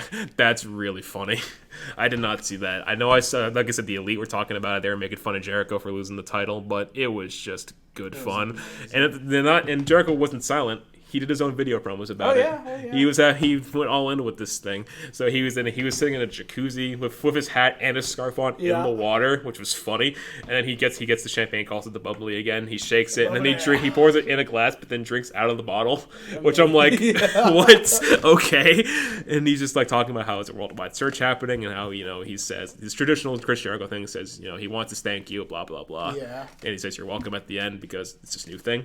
and whatever, it works. It gets heat and it gets reactions, and then they get the title back. All the coverage happens we talked about earlier in the show, and then we cut to Jericho at home, where he's sitting there with the title. He's like talking about how it was found and everything, and then he's like, "I'm still coming for my thank you," etc., etc. So the guy, despite like the real world situations, he really took his ball and went with it with this whole thing, and it was just great.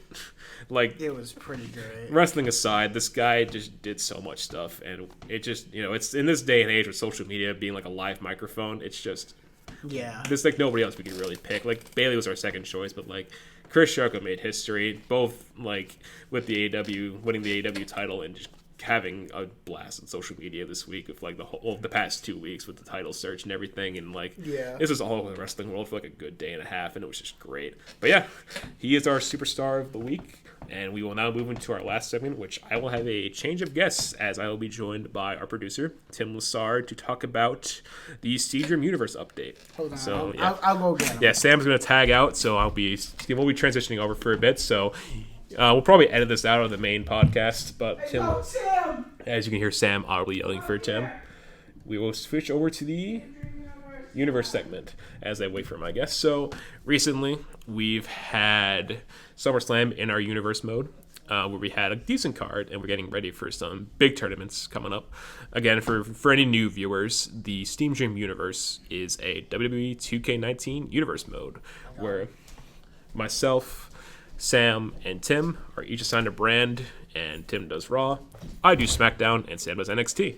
Oh, no, and I am now joined by our producer, who we will now dive more into this, as he is the master behind the entire thing. What's up, boys? Anyway, so yeah, we should probably talk about SummerSlam on this. Yeah, SummerSlam was a fun time. Some stuff that I'm fine with happening. Some stuff I was like, okay, I can look around this. Yeah, I have it pulled up on a spreadsheet off camera. So I guess this is a Raw match first. So we had Bret Hart against Adam Cole, against Bobby Fish, against Kevin Owens and Kyle O'Reilly, and I think it's the 5-way. This is the 5-way for the Intercontinental title. Mm-hmm. So I've been doing this. I'm going to do a full year feud of Undisputed Era against what I dub the Canadian Invasion. It's funny. And I'm kind of glad that Adam Cole retained because he needed to. And so now, going into Hell in a Cell, it's just going to be a 3-on-2. I'm just going to have him be as protected as possible and not defend, and he's going to be the first one confirmed for Survivor Series. All right. But he is... It was not as, like, there's not as many spots as I thought, but he did do a catch finisher, and his catch finisher is cool as hell. What's his catch finisher? It's like the Ricochet spot where, like... Oh, super kick. Yeah, that's right. Kick, yeah, I guess Brooklyn 4, I think it was. They did the super kick spot, and that was beautiful. Oh, it was awesome. Yeah, I loved it. So, yep, that's the first match. That got a 4-star rating from what the game told them. I have breaking news right now. Sorry, hold up. A police officer... They did a bit of a police officer trying to roll up R-Truth for the 24/7 championship. Oh my god, that's awesome! This is live feed happening right now. It's not live. It's not live. Well, like feed, recent. It that's literally pretty, just came out. Honestly, I'm gonna try and find the video and then put it on this. You can tell this podcast is being recorded exactly now.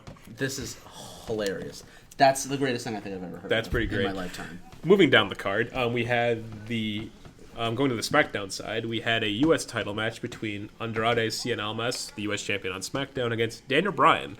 This was the second match on the card, and from what I'm reading, it was more so some storytelling, and wasn't really much of a match of action, as you've written down. Not really. He fucking runs from the cops. That's kind of funny. Archer Fran from the cops. That's kind of funny. No, it wasn't really much action because it's the first match of the feud. There's not really much action you can do right now. Mm-hmm. So I'm just trying to tell the story, and that's when the syndicate will come in, and that was the end. Is that after he wins, you get the masked dudes in like in the turtlenecks and like the army gear, kind of like the Shield. What cultures how WWE should book Seth Rollins face turn. Oh, you know how they had like that. That's what I was going for. That's a throwback. Big throwback. Adam Blampied exists. No, he doesn't. Miss you. No, we don't. I miss him. So that's kind of the feel I was going for at the end. So now I have to go about kind of like writing how we introduce it. Mm-hmm. So yeah, the whole idea going around Andrade right now is that he is forming a stable on SmackDown, and we're calling it El Sindicato, which is Spanish for syndicate. And it's the whole stable. I think it's him himself, which is the head champion. We have Zelina Vega, who is the mouthpiece. Then we have Noah Jose, who has been repackaged with his actual name. With Luis Valenzuela. Yep. Badass name. His new name and a whole character change. We have Epico Cologne. And then we have Sin Cara and Lince Dorado will be your tag. 2/3 of Lucha House Epico Party. is going to be, just because Primo's not on that show, Epico is just going to be the hardcore. He's going to go after Sid. So he's going to be the hardcore, just insanity guy. And then I still have to fully create Noe Jose's new persona. So that will I'll do that in the break between Big Four. So yeah, it's going to be like a very big stable. It's going to be like a very unique thing because not many. We have Undisputed Era on one show, and then we have this. And we have like a revamped Wyatt family on NXT. So there's a stable on each show, and we're trying to make like these big storylines about them. Yeah. Well, with them, I should say. But that's like one of the big things going on SmackDown right now. And that's happening in the mid card, for the record. Going to NXT, we had Titus Worldwide defending the titles against The Ascension. And this got a 1.5 star rating. It was a tag match. That's about it. Ascension is now the first 2-time champion. Very good. Ascension's the 2-time NXT tag champions. And Okay. I don't see Ascension breaking up in a way that makes sense to me yet. So I'm going to keep them rolling. At TakeOver Brooklyn, they'll be facing the Revival. So I'm going to have a little fun with the Revival, poking fun at a couple of losers. I'm cool with that. I mean, as long as Sam books NXT, well, Sam is like the head of NXT, so as long as that's cool with him, I'm sure I'm cool with that too. Switching back to Raw, we have the Raw Women's title match on the show, which was Ember Moon against Sasha Banks, and this got a 3-star rating. So yeah, match number 2 of 3, and look, I like Ember Moon. Ember Moon deserves good things. I agree. And I don't like Ember Moon having things, but I want Ember Moon having things. That's fair. That's it. She is still a champion, from what I understand, right? And they're going to main event Hell in a Cell in the Hell in a Cell match. Yep, Hell in a Cell is the next Raw. Because, and it's not possible, but hear me out, an eclipse from the top of the cell would be awesome. It'd be insane. It would, or an eclipse, like the halfway point, or like in the middle where it brings the bars. Yeah, that's what I was thinking too. Great. That'd be an insane spot, and that will look really cool. I mean, I can't really go through a table because that wouldn't make any sense. That would deserve a little bit of the bubbly. We were talking about that earlier. We do enjoy a little bit of the bubbly. God. Had to do one. Had to do one. We've done a lot on this show already. I've done several. I did 2 or 3. This is going to be interesting when it goes out. Going over to SmackDown, we had the WWE title match in a no DQ match between Eddie Guerrero, the champion on SmackDown, against Kofi Kingston. This was match of the night. It was a lot more back and forth than I thought, because they both have like that comeback skill thing. So where once they're low health, they just do the giant move, blah blah blah, get the signature immediately. But yeah, it was good. I'm glad heel Eddie won. I'm glad he retained because heel Eddie is my favorite Eddie, and he's gonna have a little fun at Starrcade. Yeah, we're gonna talk about who his opponent's gonna be in a little bit because he was on this show. He was in the main event. 12 seconds. Jesus. Well, we have one more match before we get to that. We had EC3, the North American champion at NXT in this mode, against Dean Ambrose, but he's gone through a change at this point in a unsanctioned match, and this was sounds like it was pretty good. It's the reason it got so low is because it was coming off of Eddie Kofi, and Eddie Kofi was very high flying and everything. It's crazy. But they went through the crowd, they went backstage, and they just destroyed each other. And then this officially turns Ambrose, because I did he had the skit where he leaves the asylum and he's on the motorcycle. He's like, I'm no longer Dean Ambrose, blah blah blah blah blah.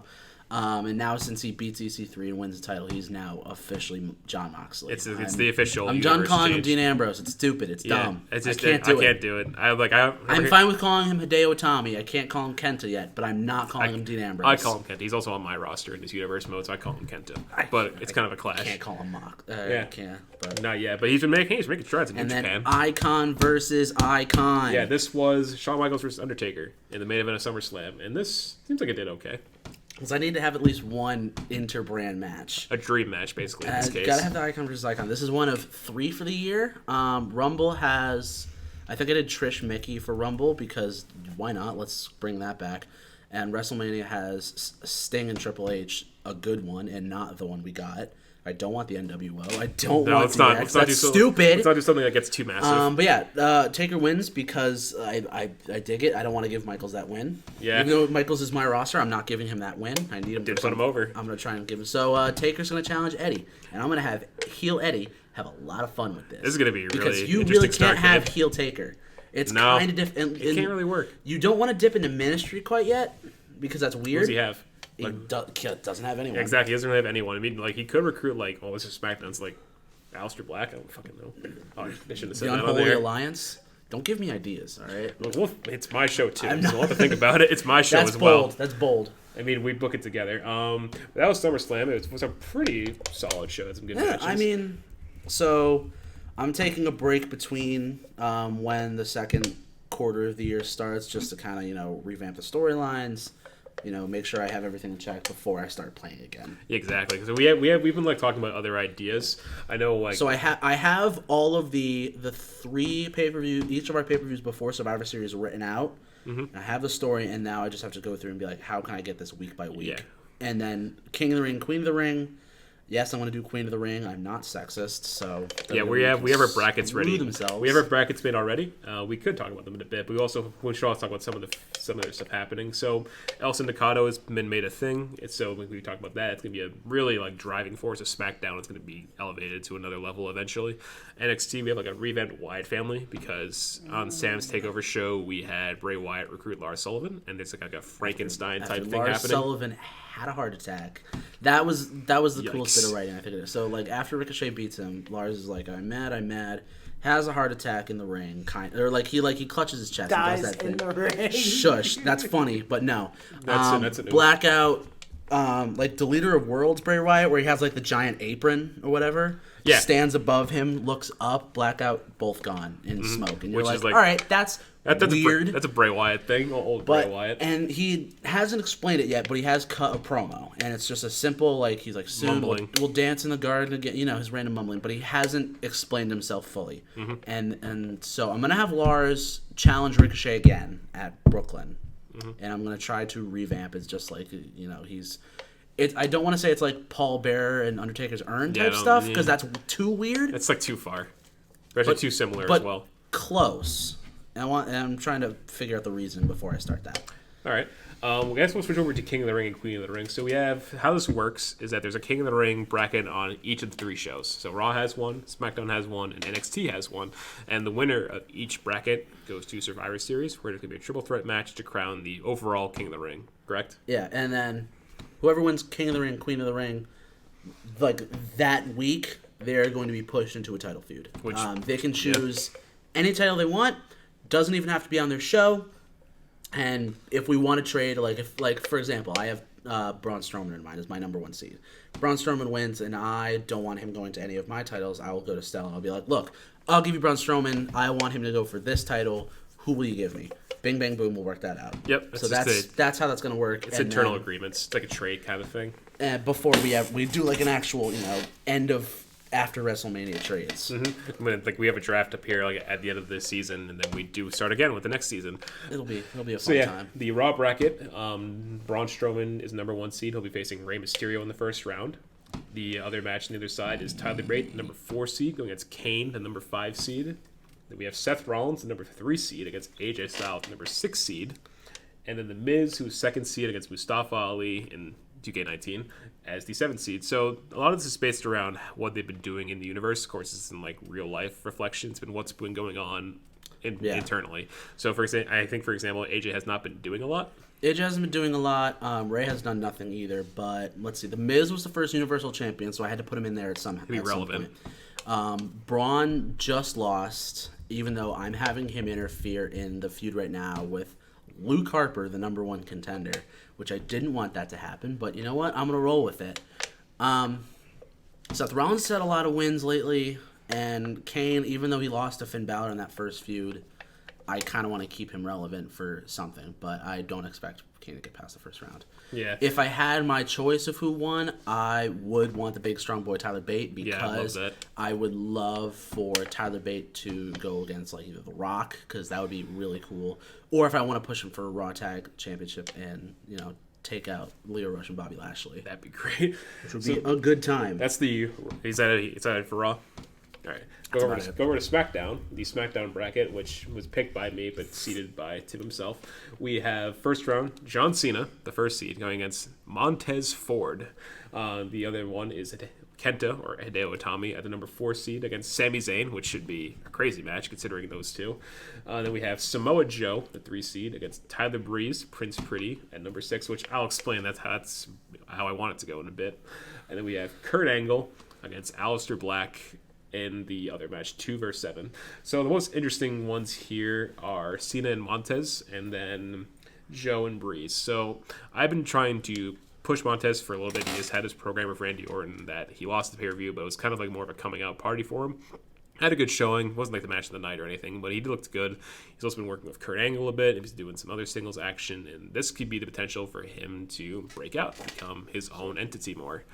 And on the other side of the bracket, we also have Tyler Breeze. And in this universe mode, Brock Lesnar is on my show. And an idea that Tim has had since the beginning is this tag team this idea. is Beauty and the Beast. Because, Prince Pretty, it's Tyler Breeze, and you have the Beast incarnate, Brock Lesnar. Why not do this? This is silly. And what's going to happen is that Lesnar is going to help Tyler Breeze advance to the tournament and potentially win. If I had to choose here, I either want Montez or Tyler Breeze to win this because either of these could be really good storylines. Yeah. It's kind of tough. Aleister Black could be a good one, but it's Tyler Breeze and could get in his way, and I just think maybe that could lead to a Brock Lesnar and Aleister Black feud. If we want a long-term book this, if Tyler Breeze actually wins the whole thing, an idea I had is that they go after the SmackDown tag titles, not because Tyler Breeze wants it, but because Brock told him to. Mm-hmm. And so it's kind of like all right, I'll let you think you're doing your thing, but I am larger than you. I'm a big man. Will destroy everything you've ever done. Mm-hmm. Just don't get him mad. Don't get the monster mad. Otherwise, it's a bad time. It's not like Leo Rush and Bobby Lashley, where it's like Leo Rush calls the shots and Bobby Lashley's like, I'm huge. It's kind of like the other way around. Yeah, it's the opposite. And it's kind of, it's like half abusive, but it's funny. It's a lot of fun. Yeah, I've been trying to push Aleister Black, but it's still kind of weird. He did beat Roman Reigns on a SmackDown first SummerSlam week, so he's been getting some momentum going. But but Tyler Breeze is more going from with this tournament. As much as it sucks to see Joe go, it's just I don't know what has Joe done anything? Joe has not shown up. Yeah, so it's still be good. It's Samoa Joe. Yeah, it's Samoa Joe. You can't really do a bad. This bracket is pretty crazy all around. I think this is a pretty insane bracket, and then we'll go to NXT, Sam's bracket. So. In his bracket, the first round matches are Velveteen Dream, the 1 seed, against Killian Dane. Then we have Cesaro against Chris Jericho, who is not banned for life in this universe. Not banned. And then we have Ravishing Rick Rude against Bray Wyatt. Could be fun for character work. And then we have Apollo Crews versus Robert Roode, or Bobby Roode as he is in this universe. So, of course, I'm not as well versed in the storylines of NXT aside from the main event one. So I don't know who I'd have win. I feel like the ones who probably use the most would be Dream. Rick Rude could be good. I don't know if Bray Wyatt really needs it. This is just me guessing. But I think I could see either Dream or Rick Rude making good use out of that. It'd be interesting. Bray Wyatt, I've toyed around with having Lars just kind of get Bray up there, but that's also kind of repeating a gimmick from Tyler Breeze, and I don't want to do that. We don't want to copycat it. Rick Rude, I want to have the beautiful people be relevant, but they're not yet, and it's a cool stable. It's cool. It's a cool idea, and I'm waiting for the opportunity for. They can't do Ascension. If they got either Revival or if they have this new Wyatt family, it would work, but Ascension it just doesn't work yet. Yeah, not yet. Cesaro, I don't want winning quite yet because I kind of want, or I do because I still want them to do the Kings of Wrestling, which I still have to format. Mm-hmm. If I had to choose from this, which is tough. It's hard to say. I think I would give it to Bray for story purposes. All right. So it would be he's doing stuff at least. So hypothetically, the Survivor Series match would be Tyler Breeze, Bray Wyatt. Wow, which would be hilarious. That's just you have a big strong. That's boy. Not how this works. You have a big strong. Tyler boy. Bate would be accompanied by Pete Dunne. Mm-hmm. Tyler Breeze accompanied Brock by Lesnar. Heyman and Brock. Oh my god. And Bray Wyatt would be accompanied by Lars Sullivan. Oh my god, this would be a mess. And if I add more, which will probably be Liv Morgan, and I want to do. Actually, no, I'm going to keep it those 3 for right now. I feel like you can't. I'll have to look at the roster and see if I want to add more. That's I think it'll be Bray and his underlings, Lars and Liv Morgan. That's just insanity. That's the Survivor Series. And there's no DQ either because it's triple threat. There would be no DQ. My It God, this would be a mess. great times. That might be 5 stars. That's a spot fest. That might be 12 stars. Wow. If that actually comes through, I'm going to be insane. You have big strong boy, a narcissist with a beast and a man, and Paul Heyman, and you have spooky dude with a whole Basically following. the Mad Hatter from Batman. Jesus Christ, this is going to be insane. The Queen of the Ring, probably not as interesting compared to the King of the Ring aspects. But we still have. I think your bracket's the best out of all 3 that are up there. Yeah, because like mine has some interesting storytelling to it. We'll go from top to bottom. We'll start with Raw. On Raw for the Queen of the Ring, we have Ronda Rousey as the 1 seed against Sarah Logan. Yeah, I think that's gonna go. Bye. Sorry, Sarah. Maybe better off as Crazy Mary Dobson. Dakota Kai against Sonya Deville. Which I'm interested in that match. I like both talents, but I'd probably pick Sonya to go over. I would, yeah. Both I would agree with that. Yeah, Nia Jax against Beth Phoenix. Strong versus strong. Strong women, big strong women. Vice Principal Strong Woman. Mm-hmm. And then we nice South Park reference. Thanks. That was a good one. I thought you were gonna skip past that. I was like, don't do that, please. I'm like, oh, never mind, I get it. Shout out to South Park. Nice. And then finally, Asuka, the 2 seed against Peyton Royce. Yeah, bye Peyton Royce. Yeah, goodbye Peyton. Sean Spears says hi, but love my dad. Mm-hmm. Gotta get my one dad reference per day. Yeah, we got it because we didn't really talk about it today. I have a few ways I could go with this. Ronda Rousey, she beat Sonya at Extreme Rules, so Ronda has some momentum to her. Mm-hmm. I do love Sonya Deville, though. I do as well. I'd pick Dakota or Sonya would be my choice to win this whole thing. Oh, Asuka, Sonya. I kind of want to do... Dakota. I thought about doing a non-title feud between Ronda and Asuka first. That could be really fun. I think whoever wins the Raw bracket will probably challenge Ember or Sasha after whoever wins. Yeah. Or after Survivor Series. Whoever wins. Yeah. If I had to pick right now, I would probably do Rousey. Yeah. It'd just be it'll fuel it's her. It's a big name, people would fuel her. It'll make Asuka mad, and mad Asuka is a good time. Crazy Kana, as she was used to be known as, is pretty fucking scary. It's a great time. It's scary. Kind of wish if she ever turns heel that she could do that again. Turn heel on Kairi Sane. That match would be great. That would be a lot of fun. Look what it did for Io Shirai. That'd be even better. Yeah. Look, triple threat. Do it. It's WWE. They love triple threats. It'll happen someday. One of these days. Maybe. Would Triple H just calling the shots? True. Going to SmackDown. Yep, as Tim said, this is a really strong bracket if you look at it. First round, Charlotte Flair, now the former SmackDown Women's Champion, losing her title to a cash-in from Alexa Bliss on the go-home SmackDown for SummerSlam, against Lita, who is a legend but hasn't really done much in the universe yet. Lita has not shown up either. Which is kind of a shame. Next, we have Canada against Canada. Natalya versus Trish Stratus. Should be an interesting match. Both of them have been doing... Trish has been showing up a little more. I probably have Trish go over here. Next one is a round 2 match from a previous feud. It's Becky Lynch versus Bianca Belair. This is continuing Bianca's big push. She's probably primed to win this bracket because she's been really doing well for herself and taking a lot of big names. She beat Becky at Backlash, and then she proceeded to beat Trish Stratus as well. So she's doing really well right now. And then we have Paige, who was just in the title hunt against Naomi. So this bracket, it's looking to be prime for a Bianca win and to continue her push to the top because she's been doing really well. I just think it makes sense. You could have Charlotte maybe win, but I don't want her in title contention again, aside from this rematch she has with Alexa. So I just think give somebody else a spotlight for it. I think Bianca is going to be that person. In Lynch's case, she has been, she's primed as this top star on the show, but it's like the Omega in AEW. She's primed as a top star, but she keeps losing. So the idea that we could do is that Tim and I had a conversation a while ago where it's like we could turn her properly heel or just change her character around where, she has to find herself again or do something different. And that could be heel turn, new character, or just a new gimmick entirely, or she has this new mentality and we do like a repackage. If you're going to turn Becky heel, just make Becky heel. Give her an actual reasoning that's not stupid. I mean, the reason was in real life was just like, it was legit. It was like stuff fans agreed with. That was the problem.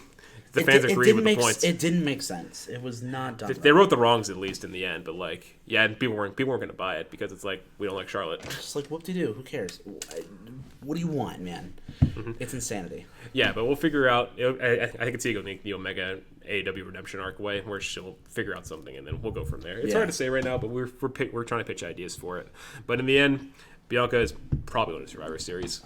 Ideally, that's the ideal thing. But I guess we have to pick a second choice. Probably Charlotte, but that's just because top star. The Bianca Charlotte at Starrcade would be kind of fun. It would be great. Would she be double booked for the show?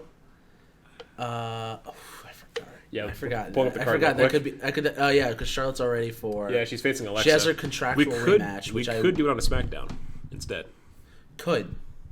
Makes more sense because it's like pretty far away. That's fair. Yeah, we'll see how the bracket goes. But yeah, SmackDown. It looks like it's already pretty laid out. NXT. We have the former NXT Women's Champion at this point, Kairi Sane, the 1 seed against Liv Morgan, round 1. I think, yeah, former champion. Yeah, former champion. Next one, Lacey Evans and Carmella. Lacey's in a stable. Lacey's in a stable, but Carmella has some momentum because she won her Takeover Rival feud. Oh yeah, there we go. So she whooped Mike Kanellis. So probably Carmella's going to win here, or it's a toss-up. Or if you want to give the beautiful people anything. This is going to be a squash match and a half. Shayna Baszler against Tamina Snuka. That's like 20 seconds goodbye. I think the overall difference between the two is hilarious. Yeah, that's insane. Ruby Riott and Mickie James rounds it out. Ruby Riott is the 2 seed, Mickie is the 7 seed. So this bracket, hard to call. You could have Shayna dominate and win. You could do this dynamic where it's Shayna, Bianca, and Ronda at Survivor Series. Shayna, Bianca, Horsewomen. 2 horsewomen in there. See, that would fuel a big story. Can you imagine? That would fuel a big story Bianca, of a Bianca push. Bianca overcoming the horsewoman. That would be the biggest push. That'd be insane. So Bianca would be like, "I'm the top dog now. Yeah, I am now the big dog. I am a big dog." Large dog who is also an EST. Large canine who happens to be an EST. Yep, not a large canine experience, not like Roman Reigns. That's the large canine experience. That's Roman Reigns. Yeah. But you could have. The only other option I could see with this NXT bracket is Ruby Riott could be cool, or Kairi Sane, but I feel or someone just new like Ruby Riott. Yeah. I think any of them. I don't know what Sam's thinking is. I think if I were to have anyone switch shows based on who won, the Queen of the Ring would be my top choice, depending on. If Bianca wins, she has to stay on SmackDown. But if anyone else wins, I would kind of want to trade them to see how it works because of the feud. Because you have heel Candice. Yep, I have Black Licorice. Who will probably go through Bayley in Brooklyn. Yeah. And Ember will need someone after Hell in a Cell anyways, or after Survivor Series, however you want to do that. It's interesting.